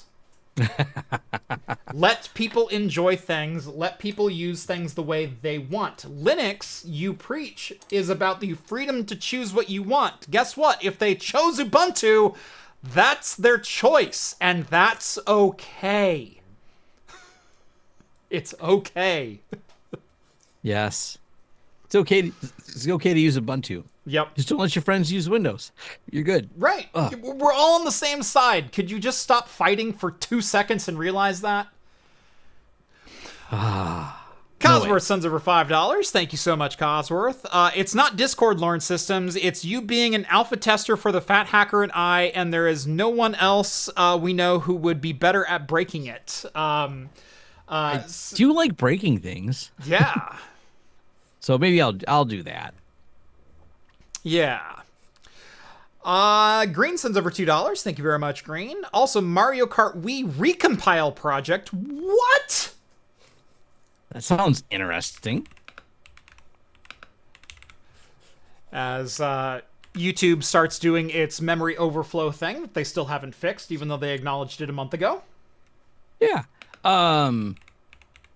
Speaking of BSD, while you look that up, I was talking to Alan Jude yesterday, and I want to do kind of a talking about BSDs. He's the most BSD knowledgeable person I know. So that will be a topic I'll bring up on my channel pretty soon, just talking about BSD. And and I told him, I said, I'll ask questions because I'm genuinely curious about it, and I don't have any of the answers. So I won't be faking curiosity. I don't know. If you want, there's a pretty prominent BSD developer over on my Discord server you could probably get for an interview as well. Oh, cool. There's Vince. In fact, Vince and Alan were at the BSD developer conference last month, and during the group photo, they stood right next to each other. So, perfect. Yeah, ping Vince. I'm sure he would be more than happy to talk. Unofficial PC port of Mario Kart Wii coming next month. What? Nice. I'm on board. I'm fully on board. Look, think what you will of vibe coding. I'm of two minds of it. I think for really simple things, it can be really effective. Like I said, I did a full video on me trying to vibe code my way into a solution for a problem that ended up being my problem with my device, which we are now fixing. And that was a fun journey, but that was a thought experiment. Hey, is AI vibe coding up to the task of doing this, especially as a self-hosted system? The answer was no, but also yes, we can discover problems if you let us have all the information. So that was fun. I don't like all of these Homelab projects that are coming out. Hey, look, I vibe coded this giant, database and repository for all these things. Also, I have no idea how it works, so good luck, and it will never work on your hardware. I don't like that, and it is becoming less fun trying to discover new things just to discover they were vibe coding, and even the developer doesn't have the slightest clue of how it works. That's not great. That's not a good thing. However, one good thing that is coming out of vibe coding is all of these recompilation projects like this. They are... we have gotten emulation down so far that we understand down to a machine and an assembly level how games are working and how they're implemented and why certain code works the way it does in the original machine hardware, that we can feed that information into AI and have it recompile on the fly new executables to basically run any ROM that we want, but as a fully native port instead of as running through an emulation layer. And so that's why all of a sudden we're getting all of these super high efficient recompilation projects. That's why we got Star Fox. That's why we got the Mario Kart 64. That's why Perfect Dark came about. That's why all of these other recomp projects are coming about. Are they fully decompiled? No. That's another layer. That's another step in the process. Decompilation means we have fully disassembled into bare C code, and we know each individual instruction, how it works, how it interacts, and blah, blah, blah, blah, blah. Also, we've commented it, and you can start modifying that as you see fit. Recompilation means the AI knows the instruction sets and will translate that into C code, but we still don't know how it works. But I don't want to diminish the work. It's fantastic work. And the upside is we get basically native running code, which we can now run at 60 FPS natively or 120 FPS natively on PC hardware and be hardware agnostic on some of these older titles. It's all great work. It's just, we now have like tiers of understanding of how these games are being implemented. Yeah. AI is really just an amplifier It can take your good idea and make it better. It can fix my Reddit problem because, I mean, I could fiddle around with curl and figure out how to add a token and inject it so it pulls things, but AI just barfed it out for me and saved me a lot of time of fiddling with command line curl and putting those things together. On the other side, right now, AI is gaslighting someone and telling them, that's a great idea. You should do that. And that's the other unfortunate part. It amplifies idiots equally. I love that was the realization I had in real time while trying to work on my OpenViro thing. So for those who don't know, we discovered a bug with OpenViro when it relates to Observium. And Observium is only reading the very first temperature sensor and ignoring the other three, which is a second temperature sensor and 2 humidity sensors. Also, we have pressure sensors, which we have not yet exposed through SNMP, which we are working on doing, that we would also need to be done. Now, if you do an SNMP walk on OpenViro, it displays the first temperature sensor and the first humidity sensor, and then the second temperature sensor, and then the second humidity sensor. It's all there. It's all in the SNMP. But the way we were doing that was we were taking the physical values from the sensor readings, putting them into memory, and then just putting those values directly into the SNMP table that says, these are the sensor values. No one implements SNMP correctly. No one does it correctly. Everyone just does an SNMP walk and goes, oh yeah, no, I found these things. Which ones do you want us to record? And we go, oh, these 4 addresses. And it goes, yeah, perfect, done. Observium is a little bit different. Observium follows SNMP standards for implementing sensor tables, sensor IDs, device IDs, etc. Observium in the Community Edition also only allows you to do proper implementation of SNMP. It doesn't allow you to custom configure a sensor and say, oh, I know the address of the sensor value I want to track, just track this one. It doesn't let you configure that because they want you to pay for that feature. And that's a fine business model. Look, if you have something that works out of the box, it'll work. If you have something that won't work out of the box, we want some development money. I like that business model, actually. It's solid. No shade at all from me. But I went through this whole process of going, can I vibe code a plugin for Observium that just takes my sensor values and plugs it in and works? And the question I was asking was, fix Observium. Why is Observium doing this? Please fix Observium.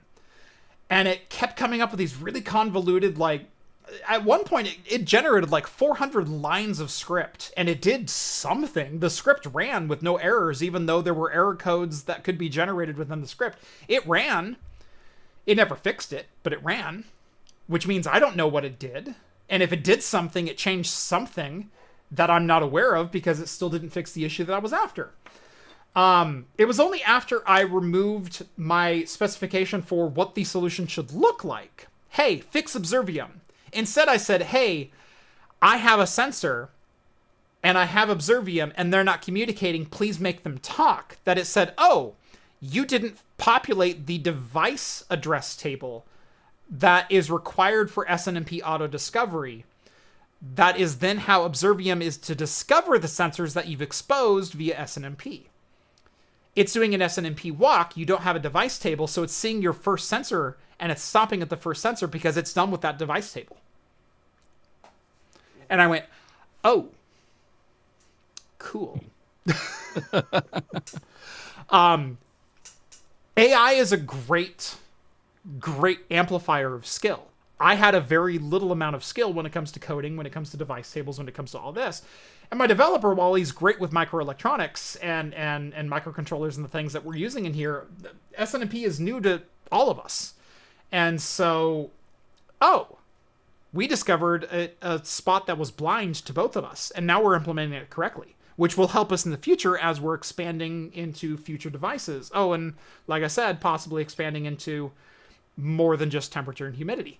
We're now going to know how to do all this. CO2. Yeah. So that'll be fun. Let's see. Someone says, it gaslights my tickets, summing them up for my boss so I don't have to. Doing the work I don't want to do because AI can do the jobs I don't want to do. I mean, and that's also fair. Look, any amount of automation, any amount that takes work off of you, I think is good. I will say, we're not going to deploy vibe code. We're not going to deploy anything that we don't understand how it works. We want to have a full understanding of how every last thing that we do works. But I also, in the process of deploying OpenViro, vibe coded a piece of software that will automatically flash current firmware in a particular folder onto an OpenViro device, and then also check the sensor readings via serial once the device flashes, disconnects, reconnects, and connects via serial. And so I went from 90 seconds needed to flash and QC a device down to about 8 seconds times 700 devices on a vibe-coded application.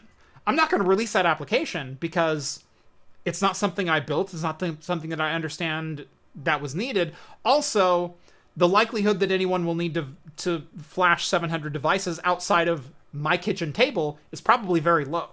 And so it's a great tool for me, and it worked for me. And it wasn't perfect. It failed a couple of times, and I'd have to restart it or reflash a device, and the timing was weird. It had to wait for the device to come back up, and if it missed that handshake, it didn't work. But 95 times out of 100, that saved me 85 seconds every time it ran.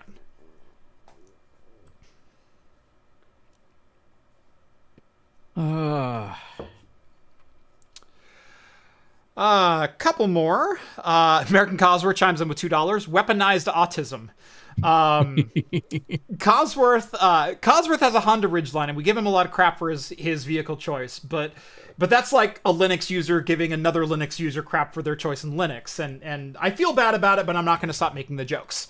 He has on his dash a carpeted dash, and he has a whole bunch of really sarcastic patches that are Velcro backed that he can swap out at will. He heard that I was not only buying a Chevy Bolt, but I didn't like the white dashboard, and so I bought a carpeted dashboard for my Chevy Bolt, so it wouldn't reflect onto my windshield anymore. And he goes, "You need to start putting patches on there." And I said, maybe if I find some that speak to me, I'll start doing that. So he found a patch that said weaponized autism, and he sent it to me. Nice. So that started my patch collection. I have 25 patches on my Chevy Bolt now. It's a good one to start with. But the first one is weaponized autism, and thank you, Cosworth, for that. Syndenis sends over $10. Thank you very much. Just wanted to say, look forward to Talking Heads every week. Thanks for being here. Always a blast. Thank you so much. That is so much appreciated. So happy you like watching two people jabber about things that that they find interesting throughout the week.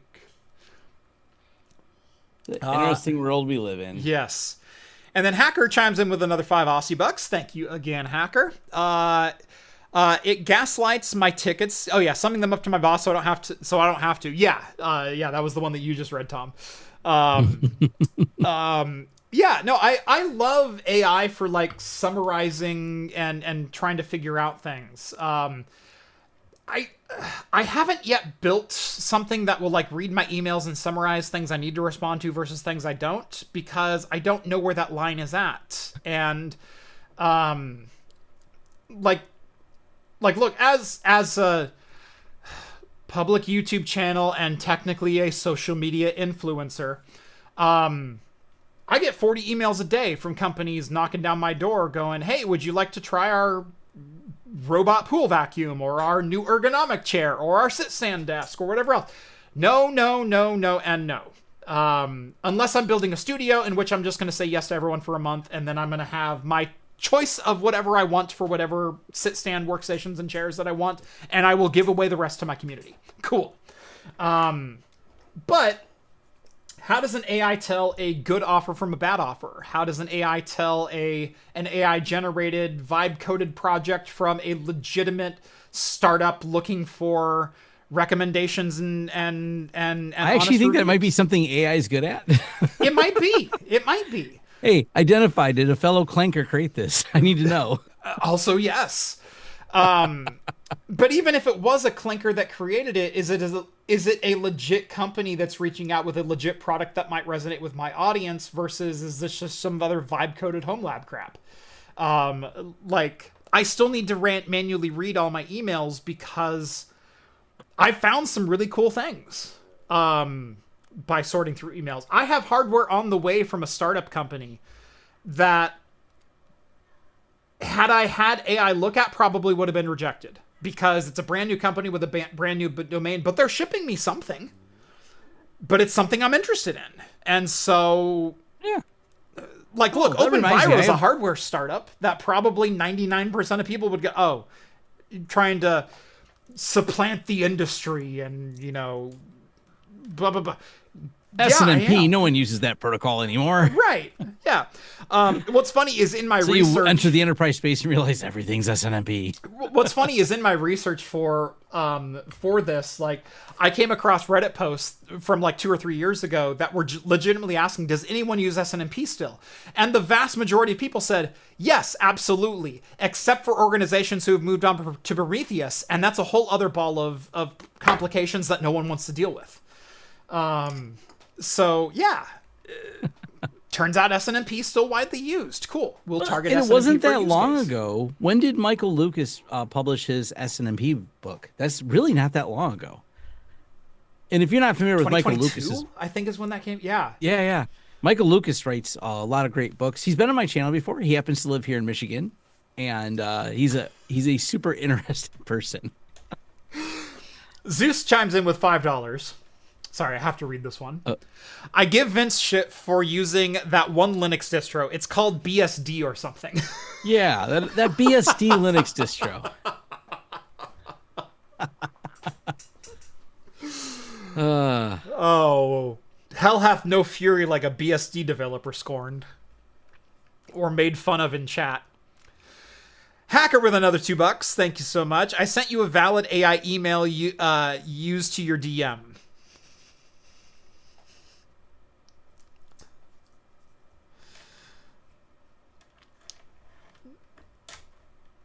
gRPC is a big improvement over SNMP. Yeah. Well, SNMP came out in May of 1990, so I'm going to throw it out there. Yeah. Been around a minute. Cody says Devil Linux. Yeah, we actually have a Devil Linux emoji in my Discord server. We have a BSD Devil. We have the actual BSD Devil. And then we have a Devil Linux emoji, which is Tux wearing a devil hat. So any BSD news gets the Devil Linux emoji. I do like, if anyone's ever looked up the history of the FreeBSD logo and why it looks as cool as it does, it was drawn by a Disney animator. That tracks. Yeah. It isn't just kind of like a cool looking logo. Dig into the history of it and you'll go, oh, this was drawn by this Disney animator. Yep. And there's some weird, interesting history in there. There's some interesting local history with Disney animation and the University of Oregon. The University of Oregon, back in the 60s, late 50s, something like that, struck a deal with Walt Disney himself, Mr. Walt Disney, for use of Donald Duck as a mascot for the University of Oregon. We talked about this a few months back. Yeah. That's interesting. And so, since the late 50s, the University of Oregon has used essentially Donald Duck. Now, they renamed it to the Duck. It's not Donald, and it's also not Puddles, who was the duck mascot, the actual like live duck mascot that the University of Oregon had for a long time. But it was just the University of Oregon Duck, or the Duck. Now, Oregon football, long and frankly disappointing history for 90% of its life. It's really only until the late 90s that we started getting any amalgam of success, and really only since 2000 that we've been like regularly nationally successful. And so last 25 years we've been good. After Oregon started getting good, the Walt Disney Company started looking at the University of Oregon going, hey, we can't find any paperwork or documentation around this agreement that you're allowed to use Donald Duck as your logo. So in the year 2001, Oregon came out with a brand new mascot called Mallard, who was this muscle suit, very early 2000s, like trapeze artist. Like, think Cirque du Soleil, but wearing the most mechanized duck costume of all time. Think Robo Duck from the Darkwing Duck cartoon. Yeah, it was bad. It was horrible. But that came out because the Walt Disney Company was starting to look at the University of Oregon and go, do you really have an agreement that allows you to use Donald Duck? And the answer was no. There was no signed contract. It was a handshake agreement. And so they went through like multiple years of back and forth, and eventually the University of Oregon was able to turn over some evidence that back in the 50s, there was a handshake agreement, including the president of the University of Oregon and Walt Disney shaking hands over an agreement, and in the background was a drawing of Donald Duck. And that's the agreement. And so they actually formalized an agreement. It is a royalty-free agreement, but you cannot use Donald Duck outside of the state of Oregon. And so all of our local merch that features Donald has to be sold within the confines of the state of Oregon. The official logo for the University of Oregon cannot feature Donald Duck. It has to be the Oregon O. We can't use Donald as the logo. But I know that's a tangent on the BSD and drawn by Disney Animator, but that's why the Oregon Duck looks so cool. Is it's literally Donald Duck. Fun stuff. I also it is triggered it because we mentioned Michael Lucas and BSD. Yeah. He used to write in the 90s and this is such a good Linux blog / BSD blog. It was BSD based, but it was called Big Scary Daemons. It was his articles he wrote for things going on in That's that world. Such a good title. Like, it's such a good title. I was like, oh yes. Oh man. Did we cover all the news articles? Do we have Oh god, someone pulled. Yeah. We did not.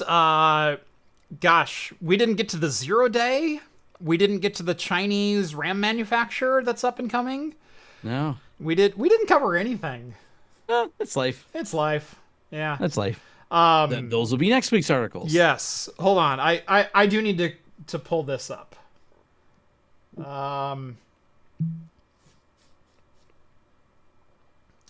So I know we're getting towards the end. Thought I'd ask before we closed it out. Yeah, no, great question, and the answer is pretty much no. Hold on. I do need to show this though, because this.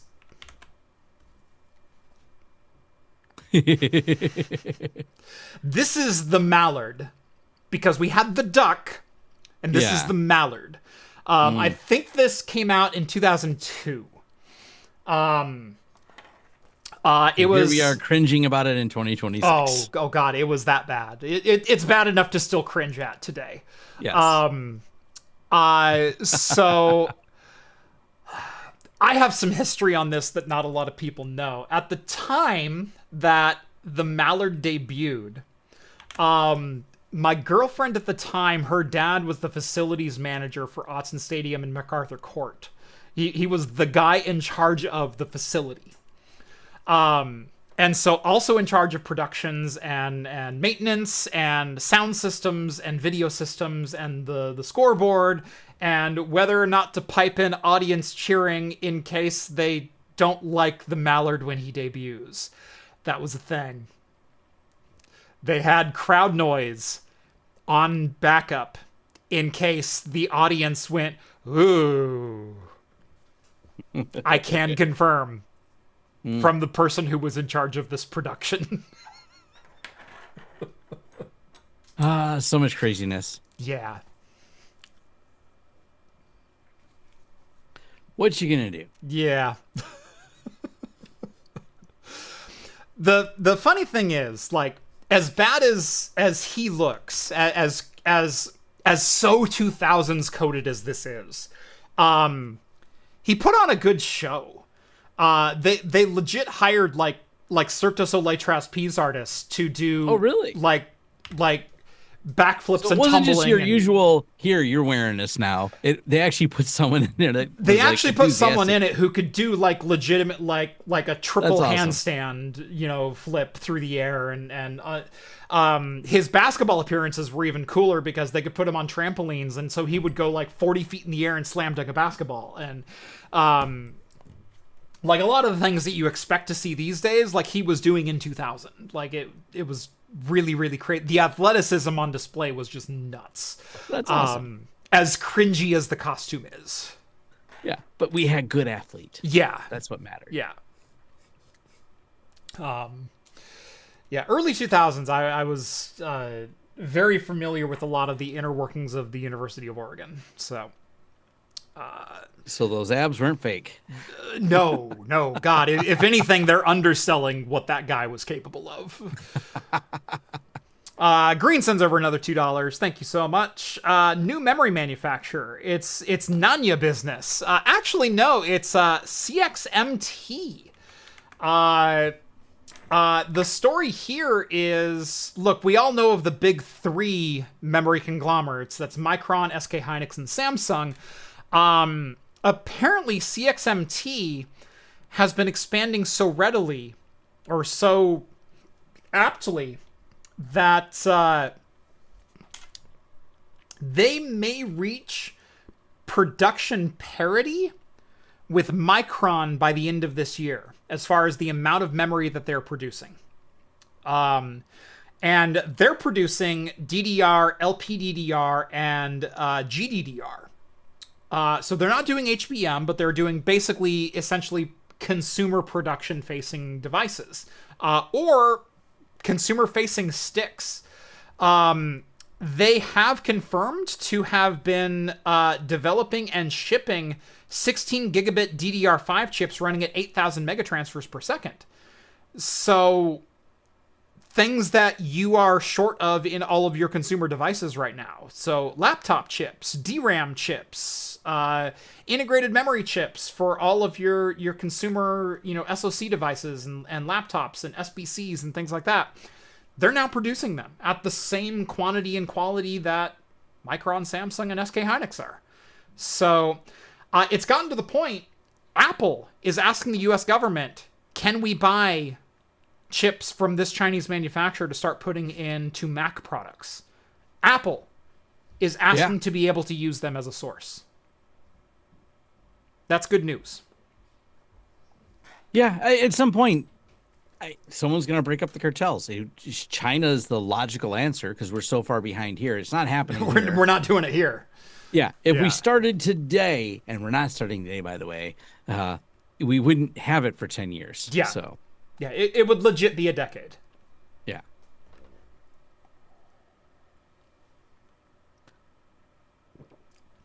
Mallard looks like his other job is Cool Runnings.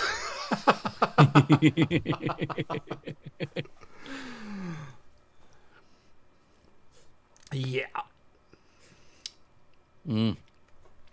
So hopefully there's a little bit of like good news in maybe breaking up some competition, maybe a little undercutting of the current memory cartel. And look, I was hoping we're going to go to debloating and optimizing and running everything in assembly, but maybe you'll get more memory. I mean, look, that's essentially what AI is doing with a lot of ROMs. Now that we have like open source emulators like Dolphin and whatnot, they can take the ROM and they can take the emulator and go, what would it take to recompile this into C and run this at native execution? That's why we're getting a lot of these recompiled ROM executables with full menus and cheat options and resolution settings and resolution scalings and things like that. It's not crazy to think that before too long, we're going to realize we could probably start piping C code and saying, hey, could you just recompile this to run bare metal on a Ryzen processor? Without an operating system? Like, it's kind of conceivable we could get to that point. Yeah. We could. Yep. Looking forward to it. Let's see. Researcher drops a new 0-day proof of concept. This is Nightmare Eclipse again. Nightmare Eclipse, yes. Yep. Yeah. Yeah, it's following this. I did not dig deep into the actual patch, but the entire Nightmare Eclipse story is just interesting. Yeah. So someone had posted this the other day, or maybe it was today.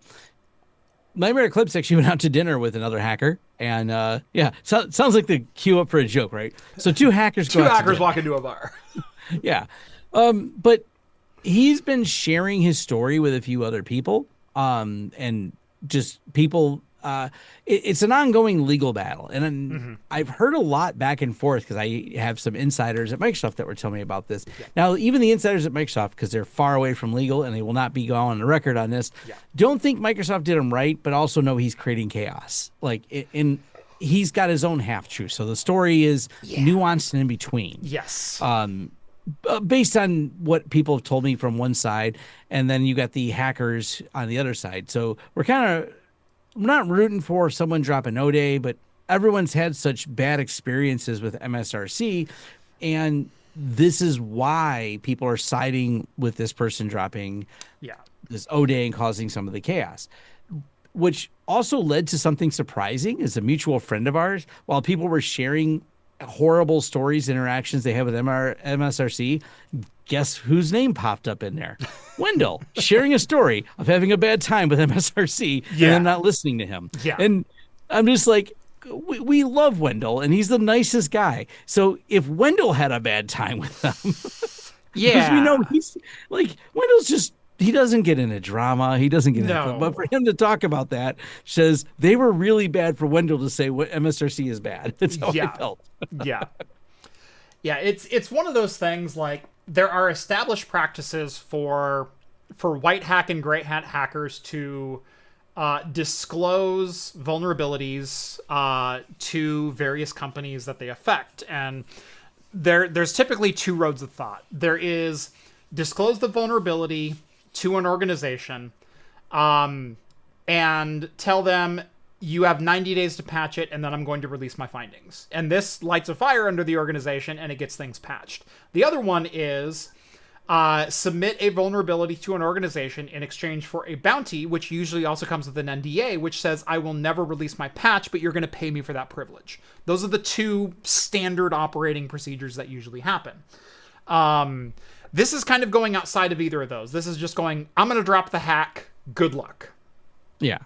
I mean, people have been doing it. If you go back to the early days, this is how HD Moore got Microsoft to fix all the stupid ActiveX embedded crap. Yeah.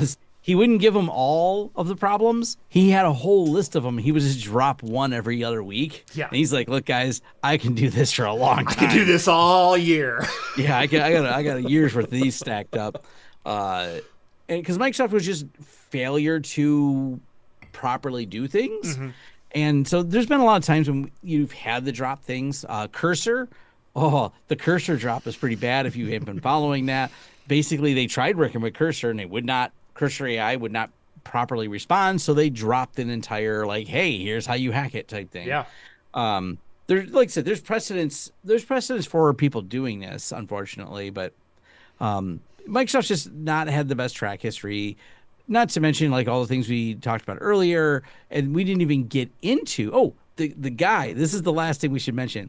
The guy who lost like 25 years worth of games, photos, and everything else because Microsoft goofed up and deleted his account. Yeah.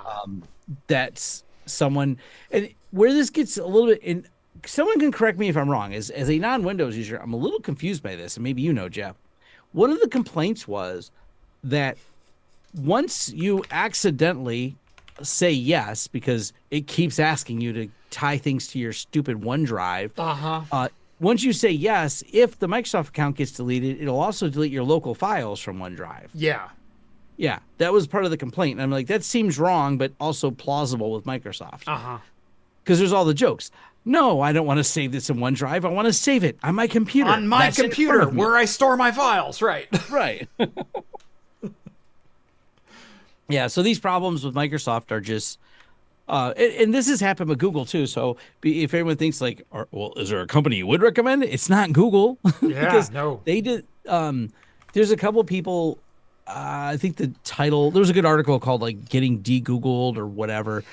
And this person had done really nothing wrong, but once Google flagged their account, they purged it. Yeah. And this person was in the middle of everything, and everything was a circle of, because they purged it, you can't contact support because they need you to log in to contact support. So you're like, I can't log into support because you purged my account. And yeah, it's just crazy. I am getting more and more frustrated with Google by the day, for a number of different things.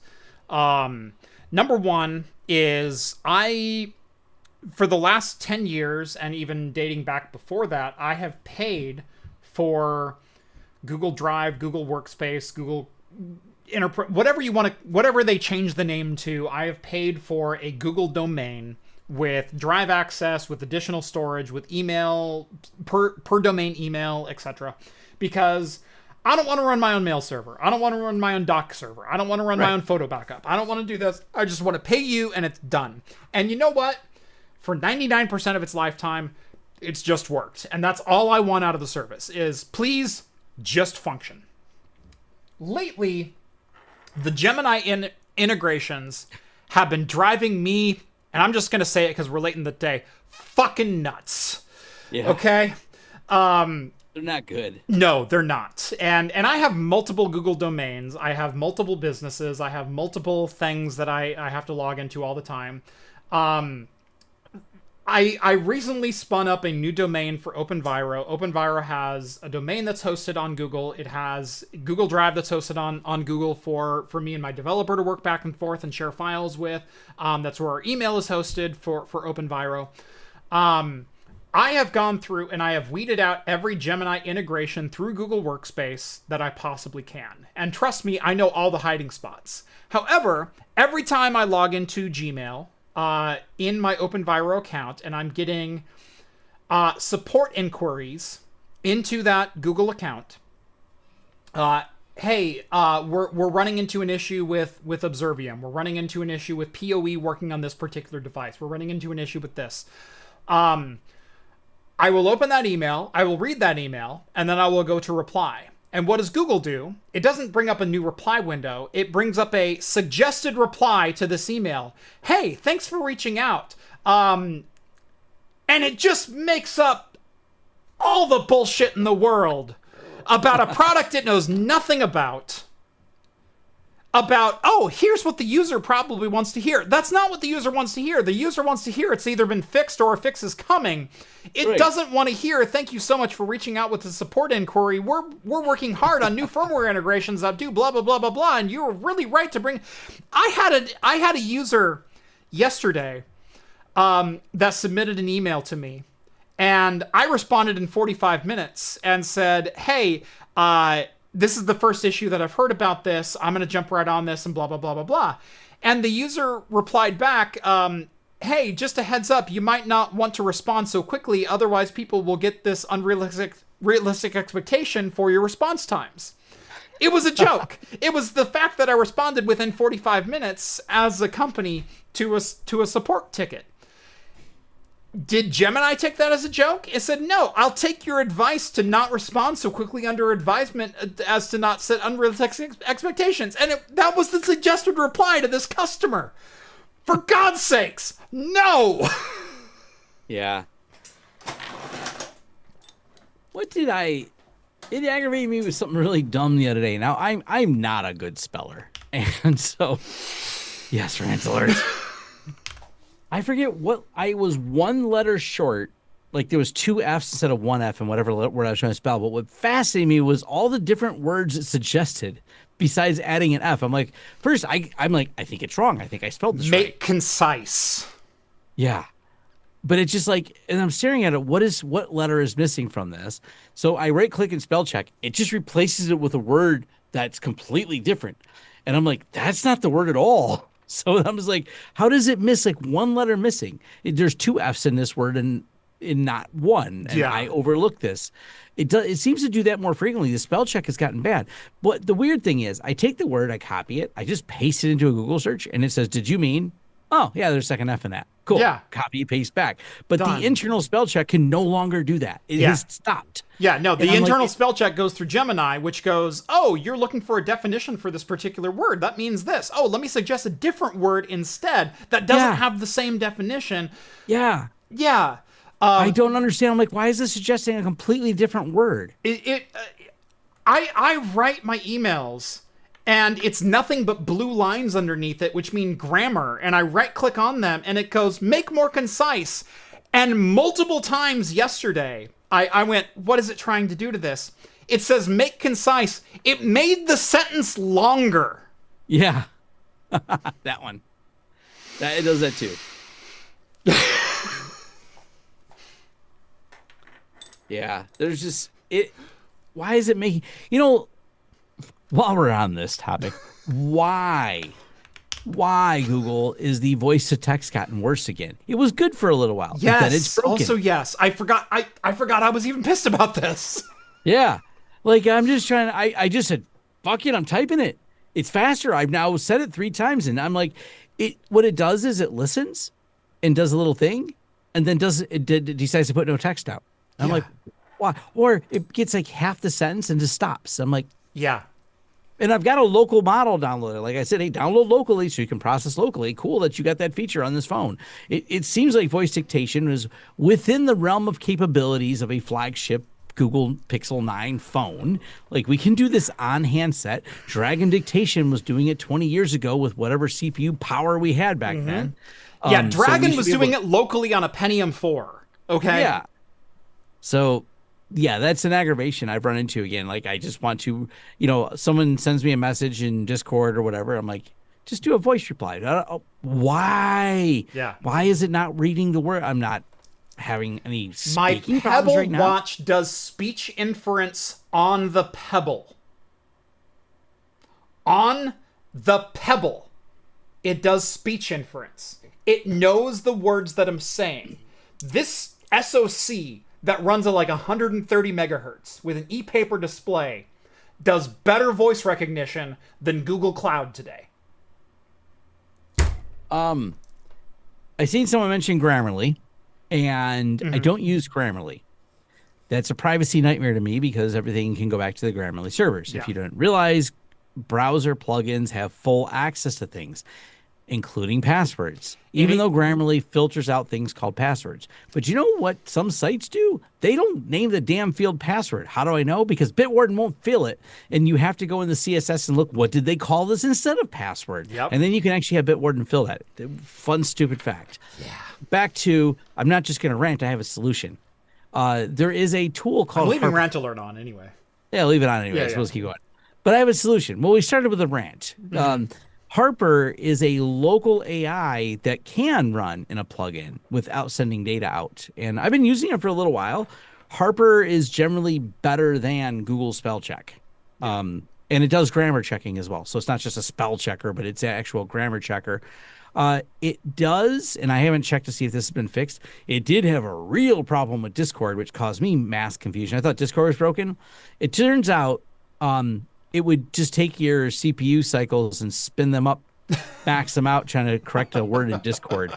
It would just start pinning the CPU, and you would type, and it would lag on that particular window. Yeah. Turns out I haven't tried to re-enable it. Harper can be turned on and off on a per-site basis very easily. Yeah. Matter of fact, they start they're off on most sites, and you have to turn it on, which I think is nice. That way, if you don't want it to do a thing, but Harper's just like, look up Harper AI Grammarly replacement. It's open source and everything else, so it's a pretty neat tool. Nice. I haven't done a video on it. I thought about it just because it's kind of novel. I've been using it for quite a while, but it's a good Grammarly alternative if you don't want some corporate company doing things. Now, technically, when I say open source, certain models, open source models are different, so there's that aspect of not really being open source.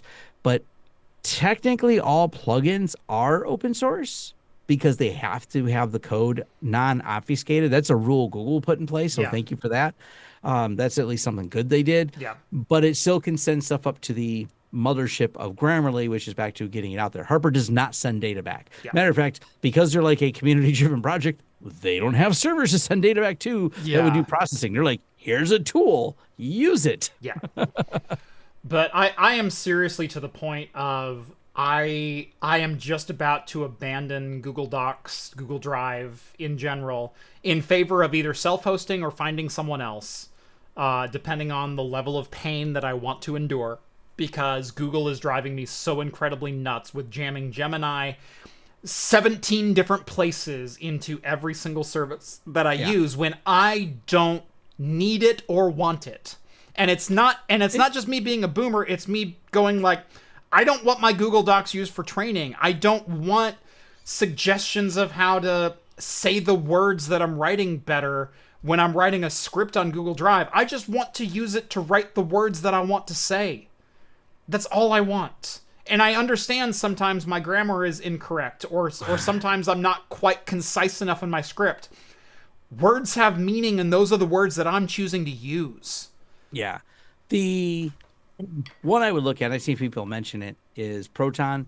I think Proton's reasonable. My only challenge, I worry a little bit, but I think Proton is probably big enough now that it's not an issue, like whether or not they would get on a list that would have me trouble sending emails, which would be a pain. But the second problem, and much bigger problem, I got two problems. One, I've integrated my bookings that people pay me for right through my Google Calendar, so I don't pay for an external service. I would have to move that to an external service, which would be a pain.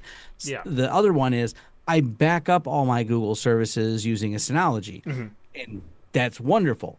I don't think there's the same level of granular, easy, simple backups of Proton that I can integrate in Synology. Synology has every one of my emails all backed up all the time locally here. So if I ever got rid of my Google account, or if Google pulled a Microsoft and nuked my account for some stupid reason, I have all of my emails and all of my data. Yeah. But it's gotten so bad. I am almost to the point of like, yes, I know I'm on YouTube. I built my business on YouTube. I am so freaking tired of Google jamming AI where it doesn't belong. And if it was useful, if it helped me, if it was integrated into my workflow, if it made sense for the things that I do, I think it's a fine tool. It's poorly executed at every step of the way. But it is such a hindrance to everything that I do. Yeah. Well, we'll leave you with that rant. I think this will wind it down. Yeah, I think that's a good place to end. Couple more super chats. We'll get those out of the way, and then we will get all of us on our merry way. Cosworth sends over another $2. Thank you very much. Battle damage assessment on Comp PC RIP USB port. Ooh, oh no. So Cosworth, Yakto, myself, and possibly Rhett, we're waiting to hear back from him if he's a go on this. We're doing I don't want to call it Scrapyard Wars because that's a thing. I think I'm going to call it Legally Distinct Junkyard PC Competition Build.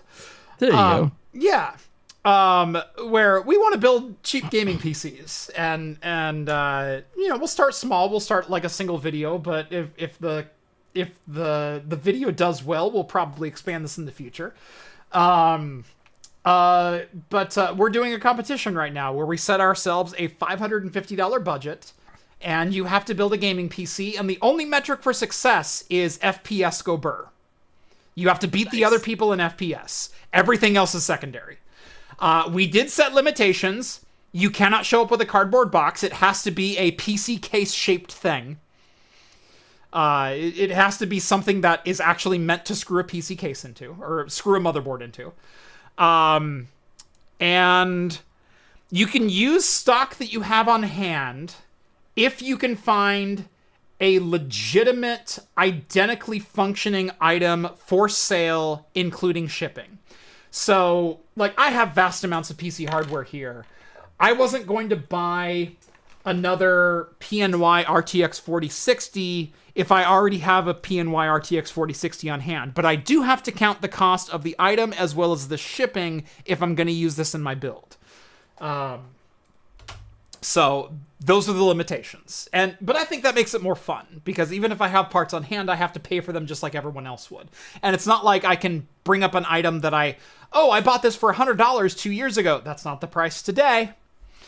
So it really put all of us on equal footing, even though I have large amounts of hardware here.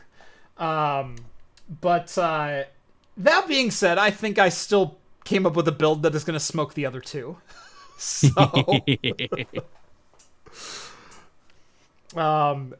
also that being said, I bought every one of my parts. None of my parts came out of my own inventory, so it was a useless rule in the first place.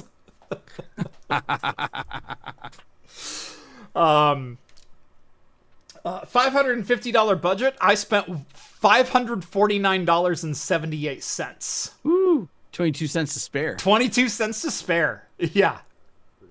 Yocto, I think, is down to like $1.50, and I think Cosworth came in at $5.42. He's got $8. So all of us like maxed out our budgets. So that's doing it right, though. Exactly. That means we all got our money's worth. It's just like the roof height. It's to the limit. It's to the limit. We're technically within code. Yep. Don't look at the height of the roof. Look at the code. It's when the cop pulls you over. Close your eyes. I'm going to list all the equipment that I have on this vehicle. All right. And with that bombshell, it is time to close. We'll channel a little Jeremy Clarkson here coming out. Thank you all so much for... one more chat. Elio has a $5. Insert emotional damage GIF for Samsung not letting me use my own infrastructure for TTS and STT. Yes. Yeah. Anyway, thank you all so much for watching episode 441 of Talking Heads here on Craft Computing. Join us every Wednesday night at 6 p.m. Pacific time for the latest in beer and tech news right here on YouTube. Next week, I don't know exactly when or where we will be doing the podcast, but it should be a fun show with some really fun guests on it. I know Cheese is going to be in town. I know we're visiting Adam Patrick Murray's town and Will Smith's town. I know Ian's probably going to be in town. So who knows who will show up when and where next week, but we will be doing the show sometime on Wednesday, wherever it happens to be and whoever happens to be on it. So make sure to tune in. Other than that, Tom, do you have anything fun coming up that people need to be aware of? No, just just all the usual fun stuff. Just all the usual fun stuff. And if anyone's wondering, because someone says this, because I did 2 videos on the ranting about Windows, this channel's turning into a Microsoft hate channel, and I was like, it always has been, buddy. So if you want some Microsoft hate, come visit my channel. I was like, I moved to Linux in 2009. I don't talk much about Microsoft, but anytime I do, it's not been good. So here's the deal. Why don't you go back and look at my first SteamOS video that I did here on the channel? That was in 2018. Okay? About me saying how excited I was about the prospect of not having Microsoft as a gaming monopoly within the PC space. I've always been that guy. Now, yeah. I've used Microsoft. I'm a tool guy. I'm not an OS guy. It's an 800-pound gorilla in the room. We can't ignore him. Right. I supported it with my MSP, so it was like, that's the acceptance I did. I just don't like it myself. Right. I have 3 videos on SteamOS prior to SteamOS being officially released as a thing that has like Proton on it. Those videos have like 3 million views. Okay. I will say praise of Microsoft when Microsoft deserves praise, because I'm a tool guy, because I don't care. I'm not a fanboy. I'm not a pick a side guy, but I am the side of data sovereignty, and you should own the data that you create, and corporations should not be spying on it. And whoever is following those rules is the organization I will follow. Yeah, I'm like a digital rights hippie sometimes, I think. So. Yeah. I should change it to my name on LinkedIn. Tom Lawrence, a digital rights hippie. God, that is so good. This weird thing that you should own the things you buy. You should own your data. These are strange and foreign concepts to people now. Yeah. I guess that makes me and when you think about it, what we would call a hippie when we were in our, well, for me, it was a little bit longer review, but like the high school years would have been someone from the 70s. And now someone from the 90s is someone from the 70s. Yeah. Don't you put that evil on me, Ricky Bobby. We were doing things this last, we'll close on this. There's a pizza place that is very popular here in the Pacific Northwest that is a family-friendly pizza place. It's always had great pizza. It's always been locally owned. My daughter was asking me, like, hey, have you ever been to this pizza place before? Because they've only been there a couple times. And I said, oh, yeah, no, this local pizza place was the place that we went for all the family birthdays. Like, you know, once to twice a month, we would be renting the room to go have a party for the birthdays of that month within our family at this local pizza place. Dating back 35 years. Yeah.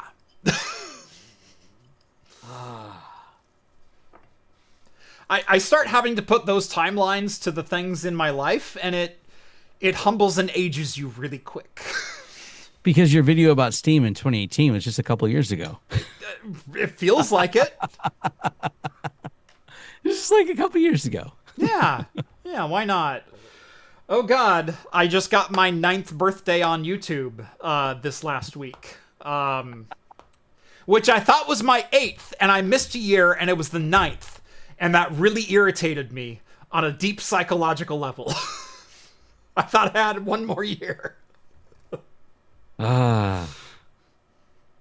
Such is life. We'll wind down on that. Such is life. I'm going to sign out. I'm going to go get one of my craft computing whiskey glasses and probably make myself an old fashioned as we transition to the after party. So, if you are a member of the Patreon and therefore the Discord, join us on the after party in the Discord.